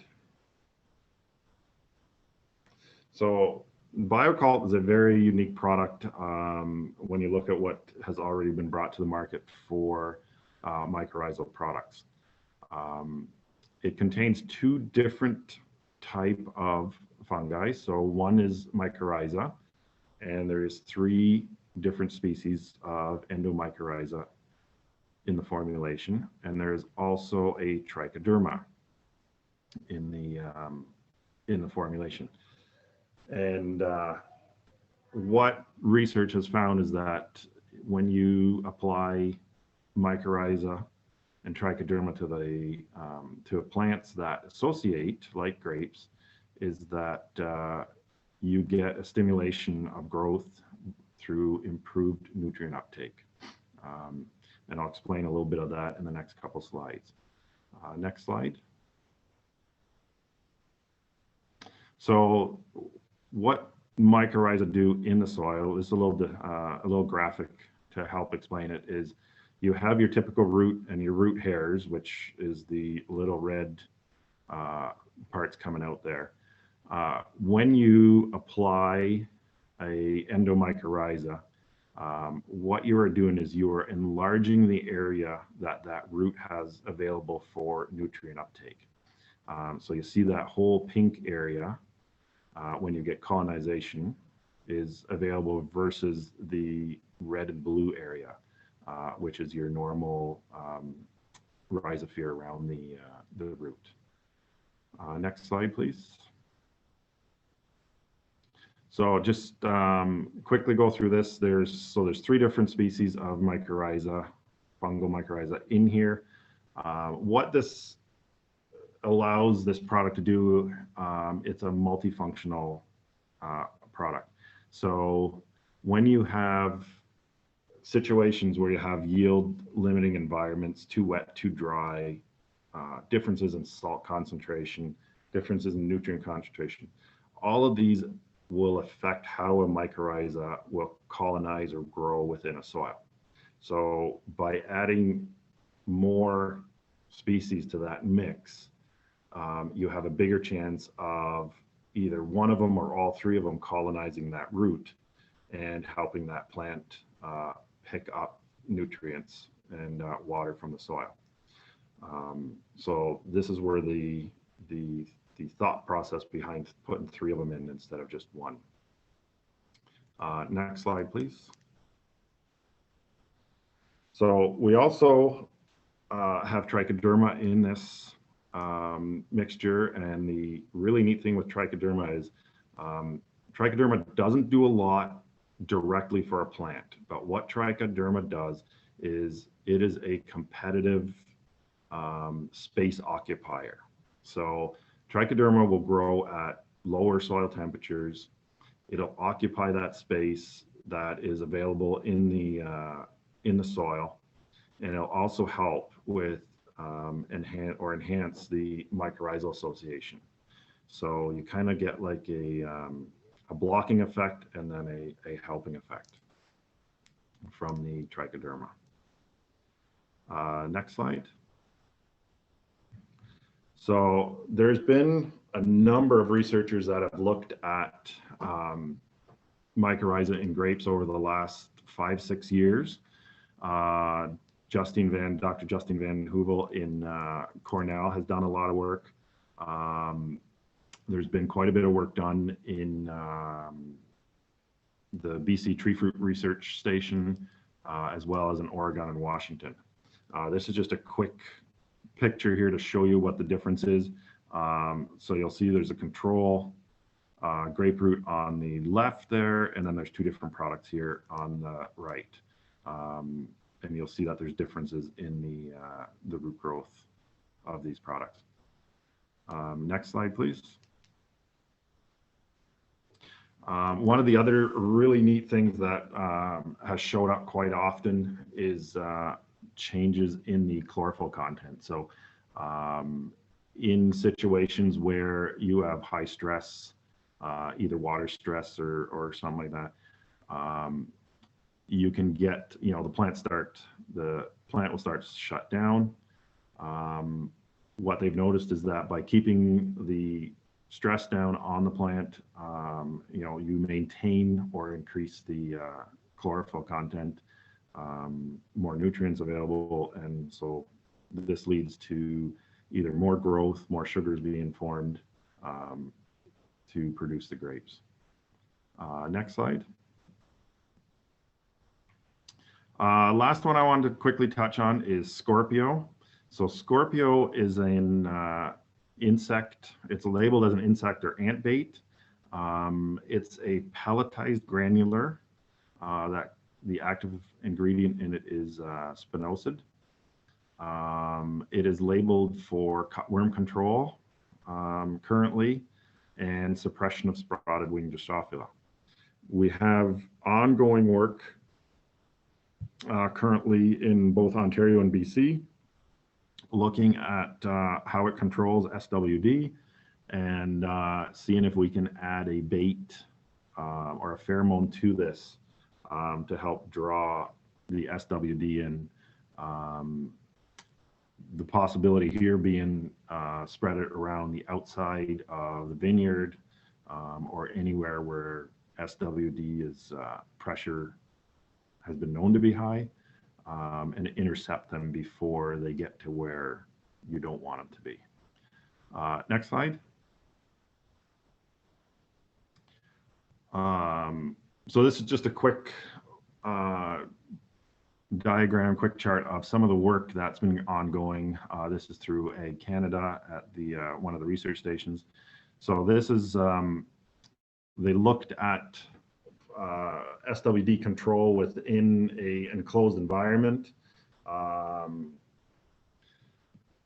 and they had up to 100% control with the flies dying in that trap environment, where they had the Scorpio versus where they didn't have any bait in it. So next slide. So just a quick little overview to end off. This is what we call the biorational lineup from Belchim Crop Protection Canada. Not all of these products are labeled as organic if you're an organic grower, but many of these are what we consider biorational or soft chemistry. So these are products that do not have a long residual in the environment. Products like Diplomat, which we're in the process of getting registered. Products like Corteva, which has a very low concentration of copper, so you're not working with pounds per acre. You're working with grams per acre.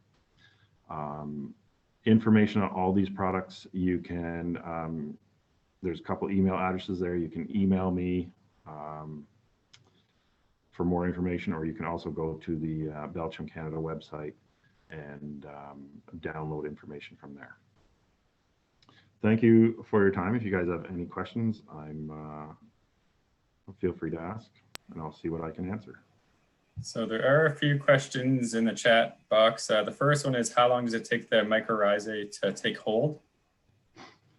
So a lot of that will depend on the environment that you're putting it in. So mycorrhiza usually take about 3 days to wake up once they're applied. Trichoderma take about 3 hours, and they will start to wake up. So the whole process of inoculating the roots, we have seen it start within 4 to 6 weeks. So it's a relatively quick process. You want to apply the product in the spring just as you're going into early bud break. So for most of us, that would be sometime during May. We'll discount this year because there's obviously some issues this year. Okay, and then there's another question on the same product. So how much of the data in your Ontario trials is from the field, i.e. outside a controlled environment? Are there optimal conditions that will improve the likelihood of the mycorrhizae taking hold? So the data from Ontario here is actually all field data. we've done any of the stuff we've done inside under greenhouse conditions is we've just been looking at what they told us originally, just to see before we took it out during the registration process to see how well it worked. But all of the data generated here in Ontario is from field conditions. Optimal conditions to improve the likelihood. So there isn't optimization. The biggest thing we found is that if you go too late in the year and it gets dry, you won't get the inoculation as quick.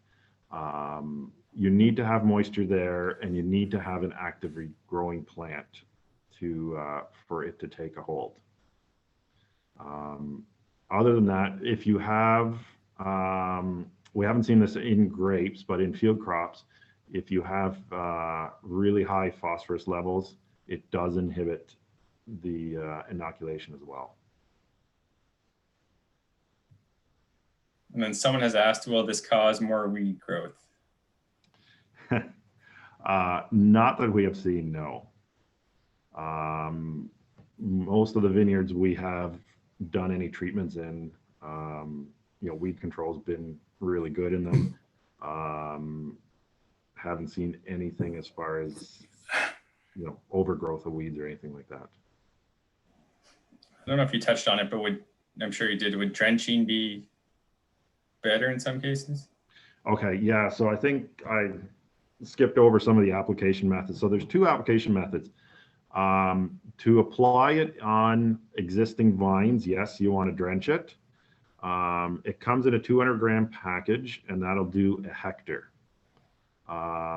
Minimum water volume would be, I'm going to jump back and forth here a bit, would be 100 liters per acre, so about 250 liters per hectare. That is how you'd want to put it on. You don't want to put it on with like a flat fan nozzle or anything like that. More of a stream you can put it on, the better. In new plantings, the easiest way to do it is soak your vines, the roots of your vines prior to planting. Add the biocult to the water and let them sit half an hour to an hour, or I know some growers let them sit overnight. That's fine too. And what'll happen is those spores will stick to the root surface. And then once you plant them, they're there and off they go.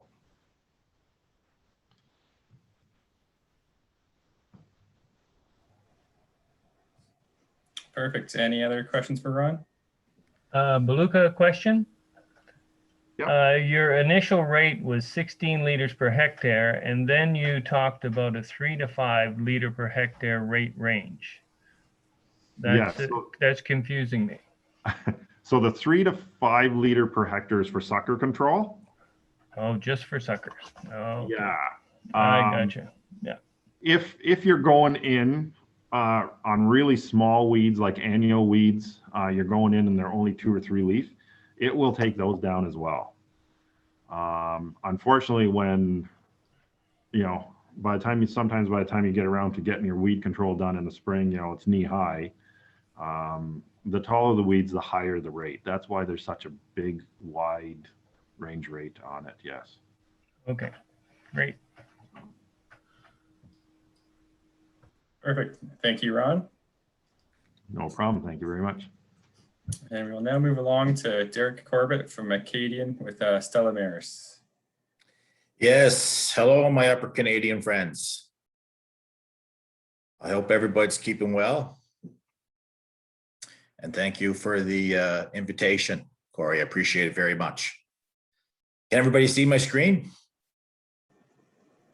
We can. Mine's not full screen right now. Yeah, you need to go full screen. Oh, coming up. There we go. There we go. Good. Okay, so my name is Derrick Corbett. I'm a business development manager for Acadian Seaplants in the Maritimes. I cover North America for Acadian. One of the things I would like to talk about today, or we're talking about, I don't really talk about three specific things. I want to talk about the benefits of new plantings with using Stella. Ron's presentation was a nice segue into mine. I'd also like to talk about increasing quality and yield by using Stella Maris. And if time allows, we're also going to look at wine quality in a trial that we did in the Niagara region, Pinot Noir variety. Before I get into that, I just want to reiterate, in case anybody doesn't know much about Stella Maris, it is a 100% Ascophyllum nodosum seaweed product that is harvested from the pristine waters of the Maritimes. We also harvest as well in Scotland and Ireland and Iceland, but that mostly stays in our European markets. So for our North American market, it's all being harvested mostly in the Bay of Fundy. We do have a proprietary process for extraction of the product where we get the maximum benefit out of the seaweed plant to help deal with stresses and growth and yield in wine grapes. So to start with, we'll look at the benefits of new plantings. Stella Maris can help with transplant shock, can help with improved establishment, and it can also help. So what we're looking at here is typically we're looking at either a root soak rate of about 3.5 liters to 100 liters. Most of the fellows that are using it as a root soak are probably leaving it for 24 hours. Most of our fellows are also throwing in a package of mycorrhizal. There has been a fair bit of research done in the last couple of years about the benefits of using ascophyllum in conjunction with a mycorrhizal. We have some proprietary information on that will probably be released sometime this year, but there's already folks that are already using the two products together to get a synergistic effect. As well as doing the root soak, some folks will also do they'll do a 1 to 2 liters of Stella Maris per acre just on soil applications every 2 or 3 weeks. One of the studies that we did, we looked at the variety Marshall Foch. This one here, we set up the vines that were planted in bronze. After 7 weeks, the vines were treated with 3.5 milliliters per liter of Stella Maris weekly. And this is what occurred after the 7 weeks. Both the control and the Stella Maris one were actually given the same amounts of water and fertilizer. You can see that there's a fair bit of more rooting in the Stella Maris vines as opposed to the control group. This is one that we did on Merlot. Only after 1.5 weeks. You can see that we started off by planting in the rhizomes. See over here that this is before our treatment. We're not seeing much root growth at all. And after only 1.5 weeks later, so just after just the one application, we're already starting to see increased rooting in the Stella Maris application. Again, both the control and the Stella Maris application received the exact same amount of water. When we pull the roots out and give them a rinse off, this is what the Merlot wine grapes look like. You can see that there are some new roots that are formed on some older white roots. Compare that to the Stella Maris one, where it's just a pack of roots all together, lots of new white growth. In the next slide, we can actually see that there's even lots of lateral branching. See where the red arrows are. Well, the benefit to that, of course, is you're going to see improved water intake. You're going to have a better hold on the plant for growing. It's going to do a better job of absorbing its nutrients, and you're just going to have a healthier plant overall. What that same one looked after 4 weeks after the first. And you can see there's much more rooting in the Stella Maris versus the control. Next, we'll talk about increased quality and yield. What I'm looking for here, by looking at increased quality and yields, we're looking at lengthening or stretching the rachis. So we'll start there. So effect on rachis strength. See that we did several locations on a wine grape trial. Bunches were stripped of berries and the rachis analyzed with a WinRhizo scanning device. You can see that the length was increased by 24%, surface area by 28%, and the volume by 32%. Just a nicer picture to kind of show what we're looking for on that stretch. You can see the control group is much smaller bunching, and length is quite limited compared to the Stella Maris on a Pinot Noir variety. This is the 40 studies that we did over the years. So we put them all together in one slide just to kind of show the difference in all of them. You can see that there are a few studies that did have an increase and maybe even had a decrease in their ratchets. But overall, on average, sometimes they're seeing as high as almost 40% over those 40 studies. The average increase a little over 8%. So because we have that stretch or length ratchets, we have more room for berries to expand.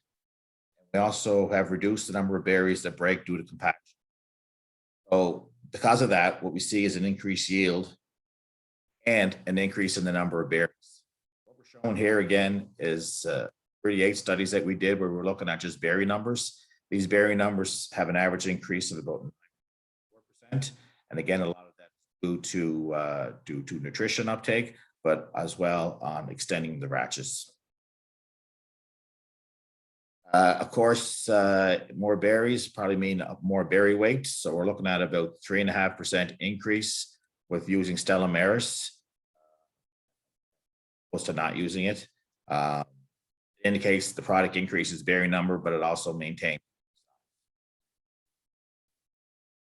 Looking at commercial yields, we have some wine yield grapes here where the yield was about 7.4% greater in Stella Maris treated plots. We also see that the bricks was about 1.5 percentage points higher as well. The difference in bricks was smaller than the pre-harvest sample. Wine grape at harvest in a series of 12 trials that we did in North America, in which the commercial yield was recorded. Stella Maris increased it by about an average. Looking again at bricks, treated berries were more uniform in the bricks and the weight, shown by a more uniform cluster on the graph on the right. So you can see on our control, the straight line, of course, is our bricks. You can see that the berry weight is kind of all spread around where the bricks are, as opposed to the berry weight. You can see that by using the Stella Maris, you're getting a more uniform cluster. And that's more important when you get into the next slide, which shows the bricks. Here we have the control, and you can see that you can have a high on the control. The bricks can be as high, almost as high as 35, and as low down maybe as 18. You see the average is just a little bit less than the average would be on the Stella Maris, but you can see that the high and low on the Stella Maris group is a nice tight bricks, so that the highest and the lowest point are very close to the average.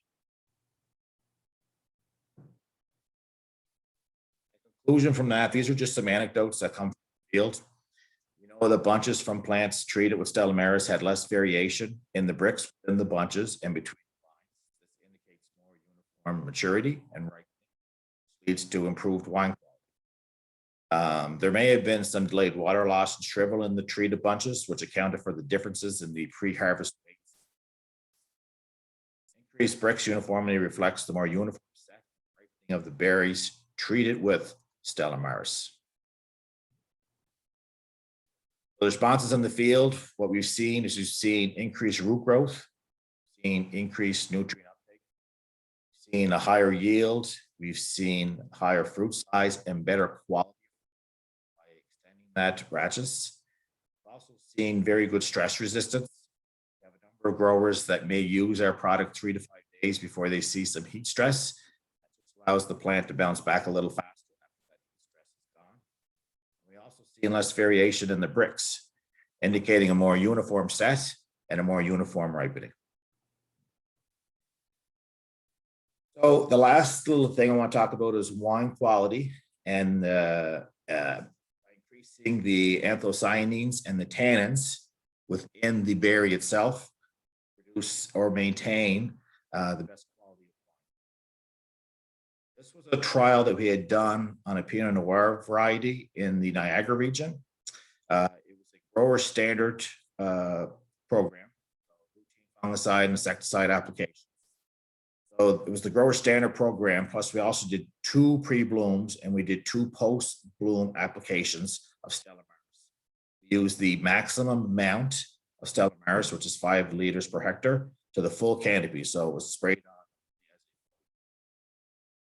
The results are, seeing an increase in juice color intensity. We've seen an increase in the anthocyanins, and we've seen a reduction in the juice. All these parameters can indicate improved juice quality. Then we took some lab results and we want to see how many tannins and anthocyanins were actually produced between the Stella Maris group and the control group. So both viticulture and enological practices have important concentration of tannins in the subsequent wine products. These compounds can play an important role as antioxidants and cancer preventing agents in humans and other alien systems. The grapes that were treated with the Stella Maris showed an increase in all levels of these compounds. We also want to look at wine color. Intensity gives us an idea of how much color there is. So what we were looking for is the grapes that were treated with the Stella Maris had more red color and their color was more intense, thereby hopefully making a better conclusion of our study. We've seen an improved juice quality. We've seen an increased Brix levels. We've seen a reduced Brix variation, and we've seen an increased number of clusters per vine in yield. I didn't show you the slide for sour rot, but we also see a reduction in sour rot. So in conclusion, for all the 3 topics that we discussed here today, we do know that transplants that are treated with Stella Maris will have improved growth and establishment, plus it will also help reduce transplant shock. The vines that are treated with Stella Maris consistently showed increased rachis length, helps to increase yields and quality. Also saw an improvement of color and size uniformity, as well as bunch weight. We've also shown improved juice quality, increased Brix levels, and a reduced Brix variation. So the vines that are treated with Stella Maris can maintain and improve juice quality by increasing the anthocyanins and the tannins. And all of these things put together can mean a more considerable return to the grower. Just going to finish up with an application rates that we recommend. These are just recommendations. I think any grower should be working with their local horticulturist to work out a more specific program for that vineyard. But typically, we're looking for about 6 applications a year. First one, it's being applied both foliar and soil, but mostly soil. What we're looking for there is shoot uniformity. We're looking for stress resistance. We're looking for root growth, and we're looking for nutrient uptake. At the 10 to 12 inch shoot growth, it's again foliar and soil, and we're looking for stress resistance, and we're looking to start extending that rachis.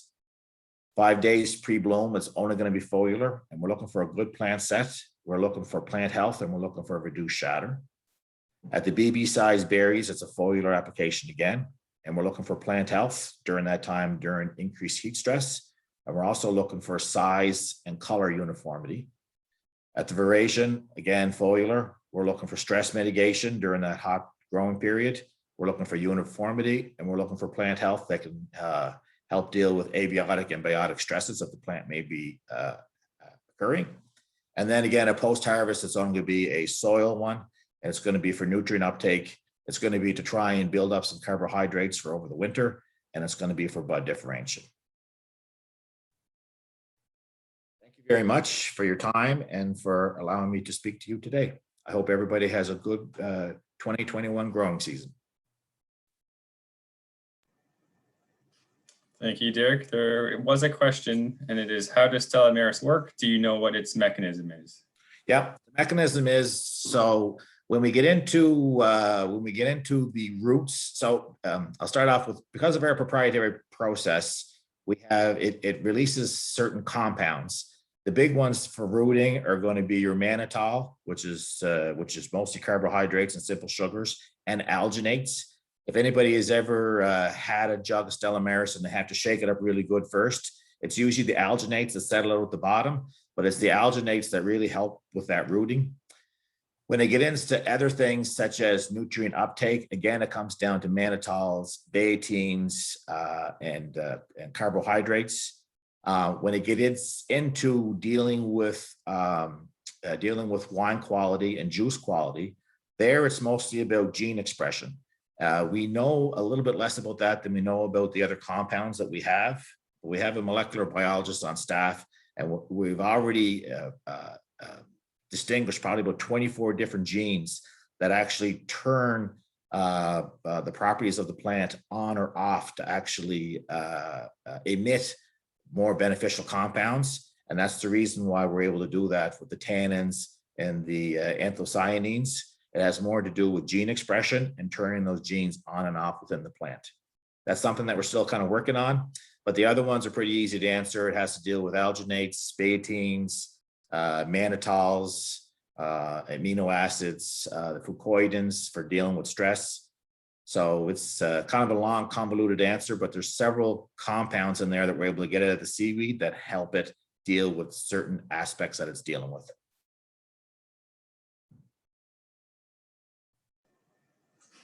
Thank you. And I have heard from growers that spray it. They enjoy spraying it and then sitting outside because it smells like they're on the East Coast after they've done it. So yeah, yes, yeah, it sure does. Yeah, that means that it's just 100% seaweed in there. Nothing else in it. Yeah. All right. Thank you, Derrick. If there's no more questions. Thank you. Well, now moving on to the last, Pat Johnson with nutrition.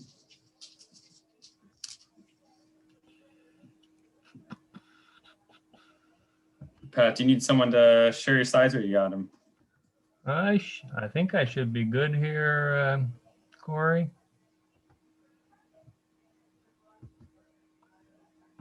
Do you have me? Yep, that's good. Okay, great.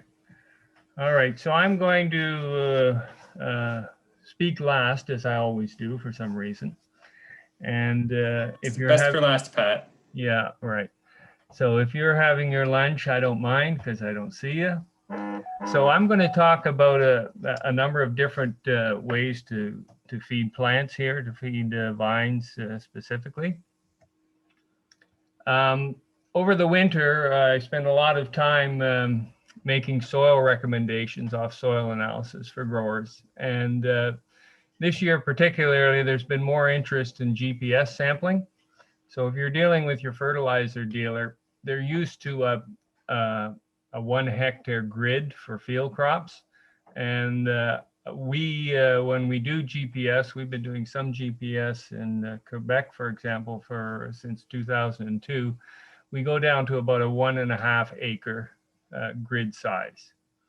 And the other thing that's key here is to identify, either with the GPS equipment, your soil sampling sites. In other words, what frames are you under? Which vines are you under?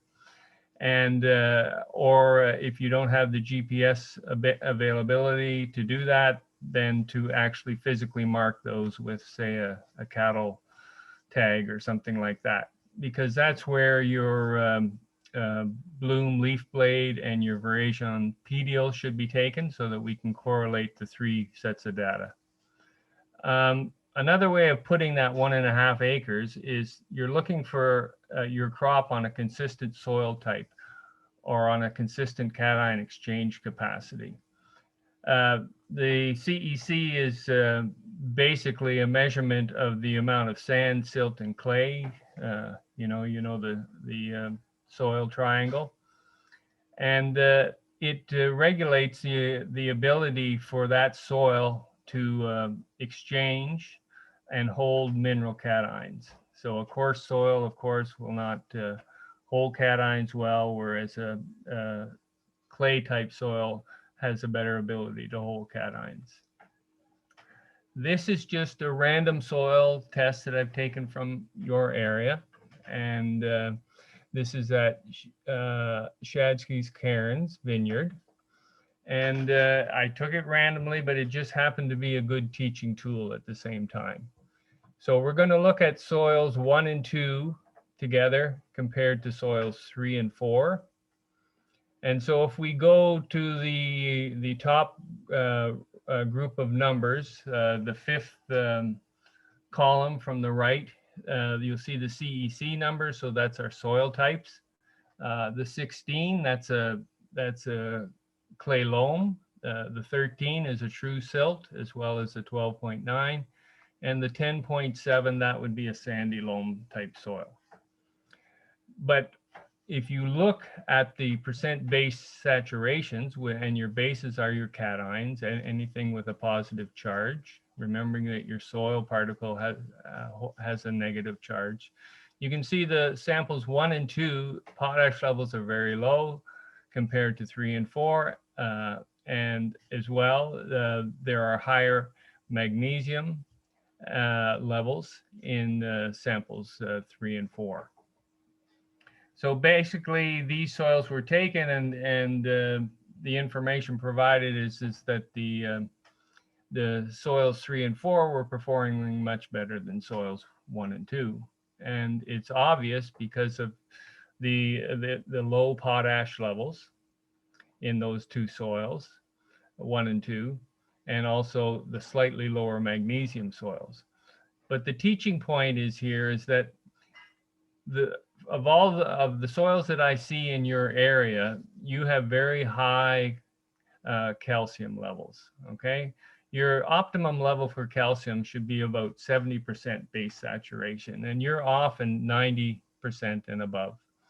But when you look at samples 3 and 4, you can see that by fertilizing with potash and magnesium, what happens to your calcium? It becomes displaced. So it starts to lower itself in the soil because more potash and magnesium have been attracted to the soil particle. When we look at the second group of numbers, starting with sulfur, you can see all these soils are very low in sulfur. The zinc, manganese, iron, and copper levels are all quite good, but the boron levels are very low. Moving again then to the right, you can percent P, which gives you the availability of the amount of phosphorus that's in that soil. And you can look back to the phosphorus, which is right next to organic matter in the top row of figures. And you should be looking, because these are very high pH soils, you would be reading the bicarb reading and not the Bray P1. And so you can see the difference again in samples 1 and 2, which haven't had previous proper fertilizing programs on them compared to 3 and 4. And when you look back at the availability of phosphorus, which is the saturation percent P, you can see again the difference in that availability. All right. Lastly, the K to mg ratio, which is the second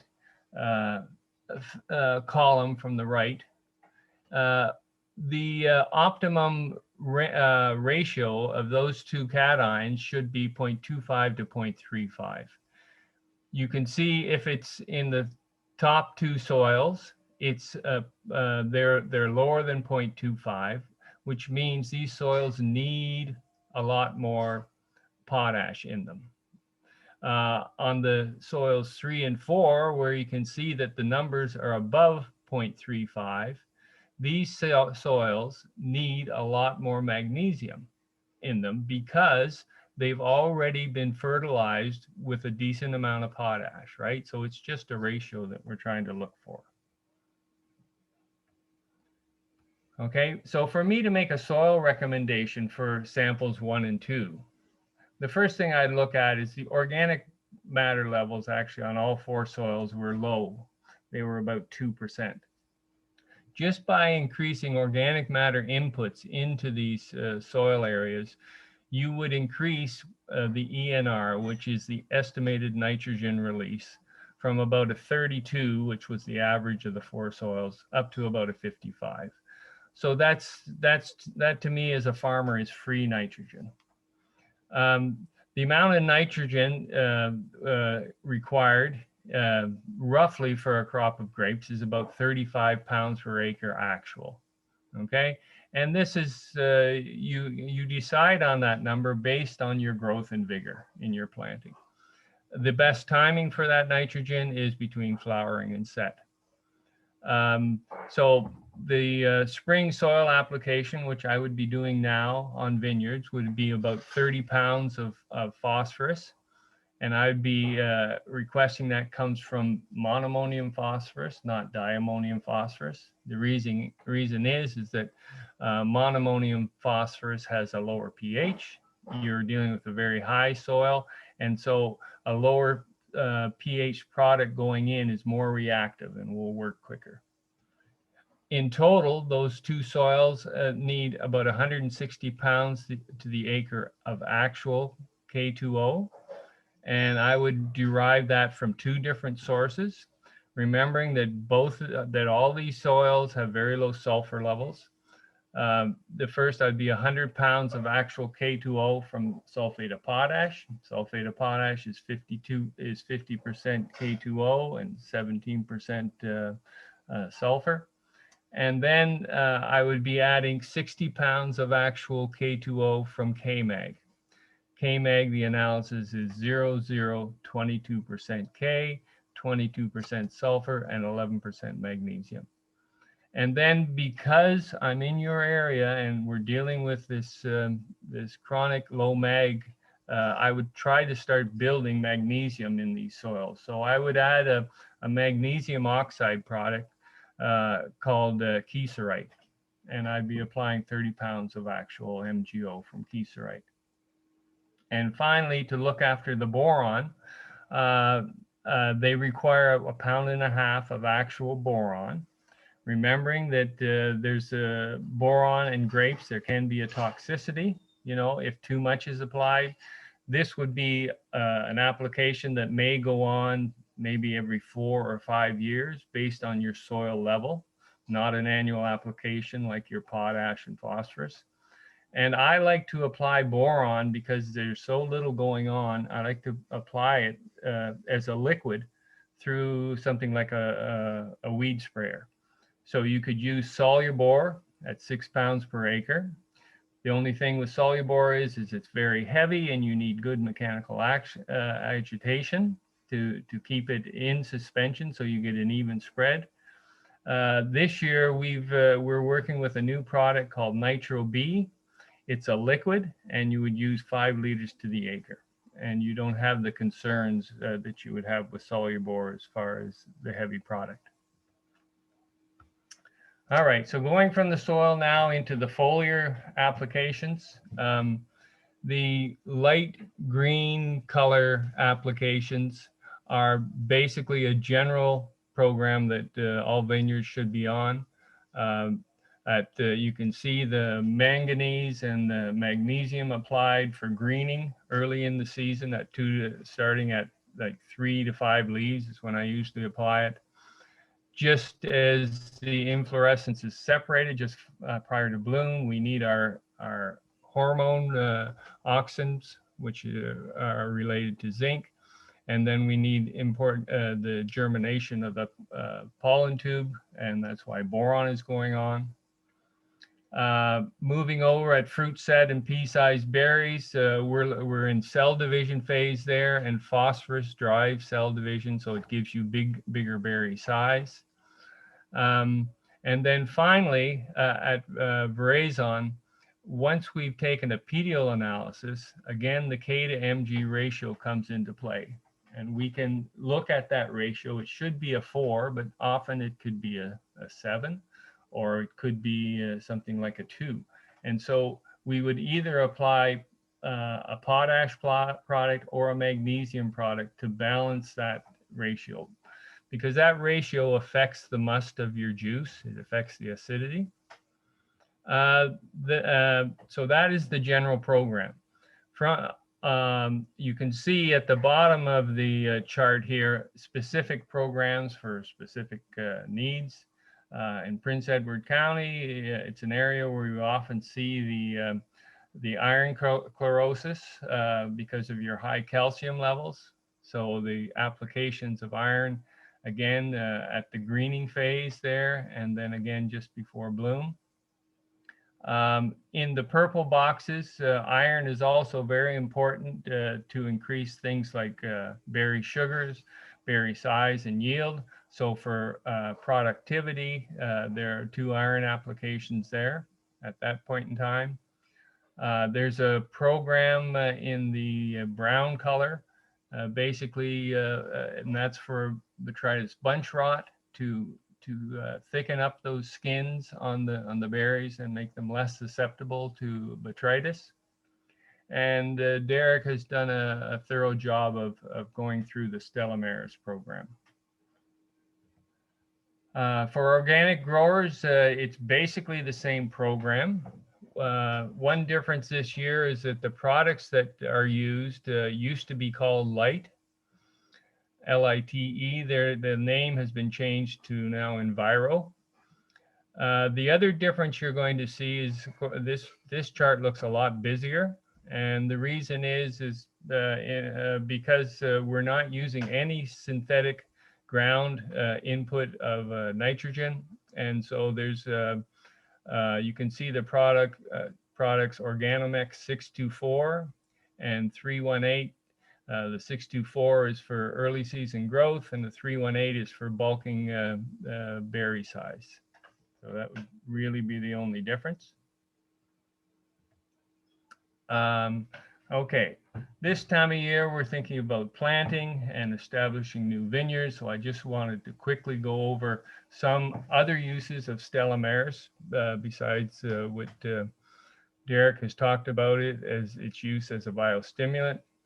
I totally agree. The 3.5 mil per liter rate is something I've been using since the late 80s when I first started using the product when I was farming in Nova Scotia. So we use an overnight dip with that concentration, and then in 20 days we'll come back and do a drench. And for a vine, I like to get on about a half a liter of water per vine to make sure I get that material into the root zone. For vine growth and establishment of new plantings, Stella Maris at 5 liters per hectare, plus crop booster, which is a multi-feed type material. It contains NPK, some secondary nutrients like sulfur and magnesium, and some micronutrients. If you're organic, in brackets there, you would substitute Organomex instead of crop booster. And that program starts at 3 to 5 leaves. It's applied every 14 days, and we like to end its use about sometime in the first week of August. For frost control, which is a very current topic, Stella Maris we find at 5 liters per hectare, applied with a high level of nitrogen to change the actual solute level in the liquid portion of the plant to make it thicker. And zinc are the 3 elements that we like to apply. In brackets, if you're organic, you would change the last N to Organomex, and if you're organic, you would change the Zintrac to EnviroZinc at the 2.5 liter per hectare rate. The key to this program, and we've been working with this for quite a number of years, is that we have to get this the Stella on specifically for gene upregulation of the materials that are in the product to prevent any frost damage. We have to have it on 48 hours prior to the cold weather event. And we understand that we get about 3 days of protection out of an application like that. Okay, the next type of feeding that I'd like to talk about is fermentation. And basically, you know, Alicia talked about some BT products which are produced by fermentation. So we're basically talking the same thing here. So basically, in a fermentation, you can use bacteria or yeast or enzymes. Give them a feed solution of sugar and carbohydrates. And basically, these are the metabolites which are developed in the fermentation. You can see in the bottom right-hand corner, there's a company called Alltech Crop Science, and Bartlett handles this line of products. The thing that's different about this line of products in the fermentation is that basically there are no live bacteria in these products. It's only the metabolites that are used in the products. And you can see, for example, amino acids are produced, organic acids, hormones, etc. And so we're doing plant feeding, not just by minerals, but also by the other metabolites that are required at the cellular level. So to understand how these products work, we have to talk about gene upregulation and downregulation. This depicts a trial. There are 3 different trials there, control 1, 2, and 3, and 3 different treatments.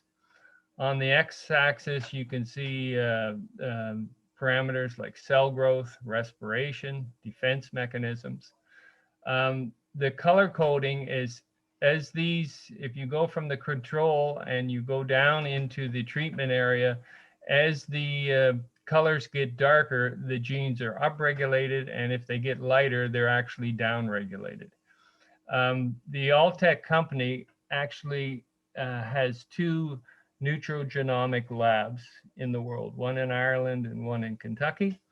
And what these labs study is just the effect of feeding, whether it's a mineral feeding or whether it's a plant metabolite feeding like we're talking about here, the effect on gene upregulation. And they can see this in these labs. They can see the actual number of days, when it starts, and how long it lasts.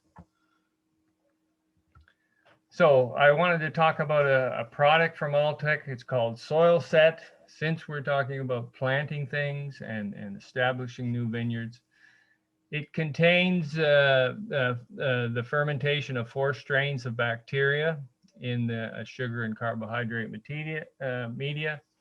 And there's an added natural surfactant, which is a yucca extract. And as I mentioned before, it's the metabolites of the fermentation that are in the product, and not any live yeasts or bacteria, etc. They also add minerals, specific minerals, sulfur, and specific micronutrients, because when this is applied to a soil, these are the specific minerals that this soil mycorrhiza will actually feed on initially, okay, and convert. So this type of product is not an inoculation like BioCult. It's a feeding of the microherd to increase root mass and to also increase nutrient uptake. And by the nutrigenomics, they can actually see that they can actually mobilize phosphorus in 40 days. Calcium and magnesium are mobilized in the plant in 80 to 85 days. So they can get very specific. So my recommendation would be to add this product in a drenched solution to Stellamares at a rate of 3 mils per liter. This is a trial done in the Ukraine at the National Academy of Agricultural Sciences. And it's the application of soil sat at 1.2 liters per hectare, which is the label rate. And it shows the effect on certain bacteria in the soil. And also, for example, the mobilization of phosphorus, 90%.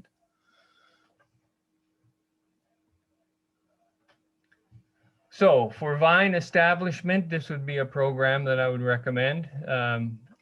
it's a US product, so we have to convert US numbers here. So this is a 16 ounce per acre is basically 1.2 liters per hectare. In my trial work, I always use a half a liter per vine solution. As I mentioned, there are specific minerals in it, and it would be repeated every about every 30 days. They know that the gene regulation and when it starts and stops is somewhere in the range of 30 to 45 days. So I always, when I do trials, I always try to maximize things so I can see the response. So in a drench solution, if it was a dip, I would be using Stella Maris at 3.5 mils per liter in that dip and drench. And I would be adding soil set to the drench only, because I don't believe there's any benefit of adding food for bacterial populations into a dip. I think you're better to do it into a drench. And you can see here the chart of the application. So if we look at the top column there, soil set for new plantings and established vines. Let's just look at the established vines first. So those are the red balloons. That would be the one on the far left and the one on the far right for an established vineyard. And for a new planting, the application timings would just be at the start of new growth. And then again, you can look at your physiological times in your vineyard and try and make these timings similarly. But like I say, about every 30 days would be an application program I'd look at.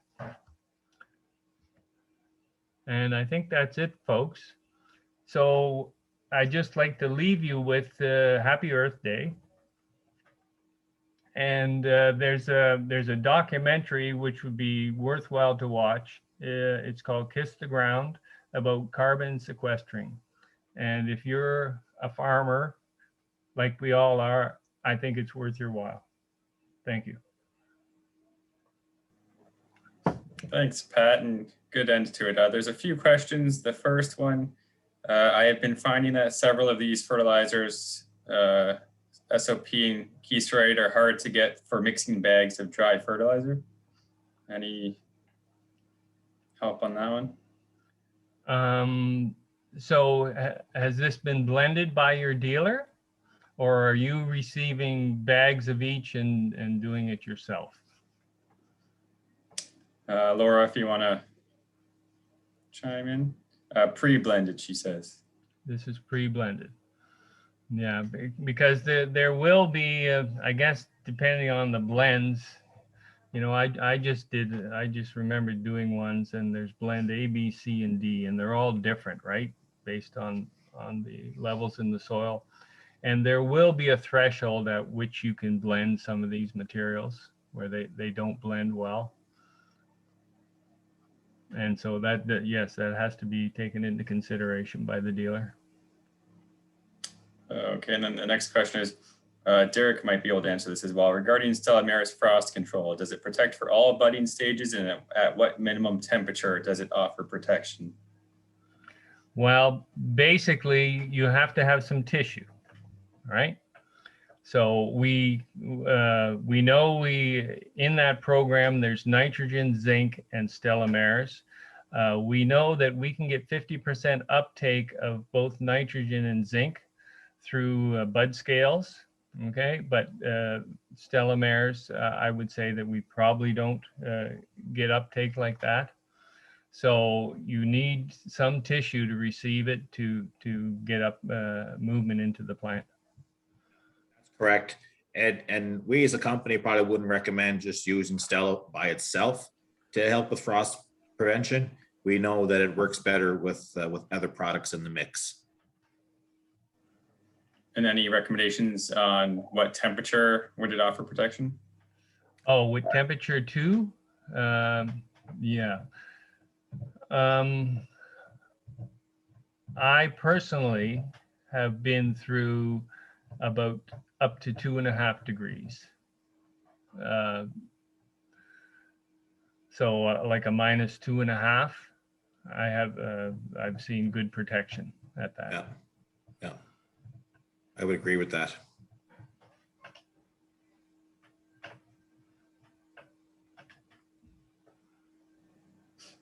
Perfect. Thank you, Pat. Good. Always interesting. All right. So that was all the presenters. I don't know if there's any questions for the group before we end the session.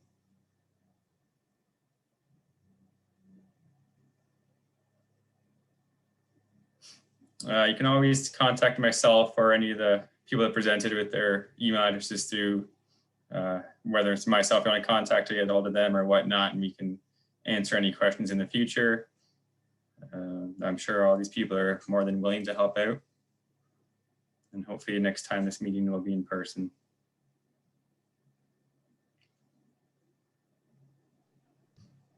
All right. Well, I just wanted to thank everybody for the really interesting session this morning. I mean, it's a lot of information, a lot of to take in for us. I think there's so many different sprays and areas of our plants that we need to worry about. So and soil. So yeah, so very informative. Thank you, Corey, for organizing it. So I guess we're gonna break out for lunch. So you're welcome to head to the trade show and meet all our exhibitors. And I've also scheduled a couple of meetups with Corey and Tom Clarke. So you just, if you wanted to chat with them, just head to the community tab, and then you'll be able to I mean, just meet and chat, just introduce yourselves and stuff. So if you have any further questions, you can do that as well through that tab. Okay, and then we'll reconvene right after lunch. So that will be with Ali.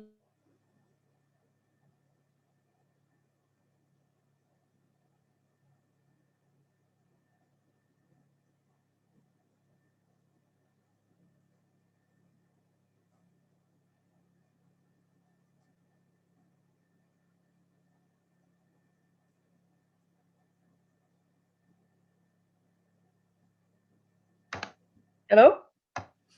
Hello. Can you hear me? Okay, so I was just checking the, yeah, so in 45 minutes, so 1:45, we should be able to reconvene again. Okay, so have a nice break, everyone.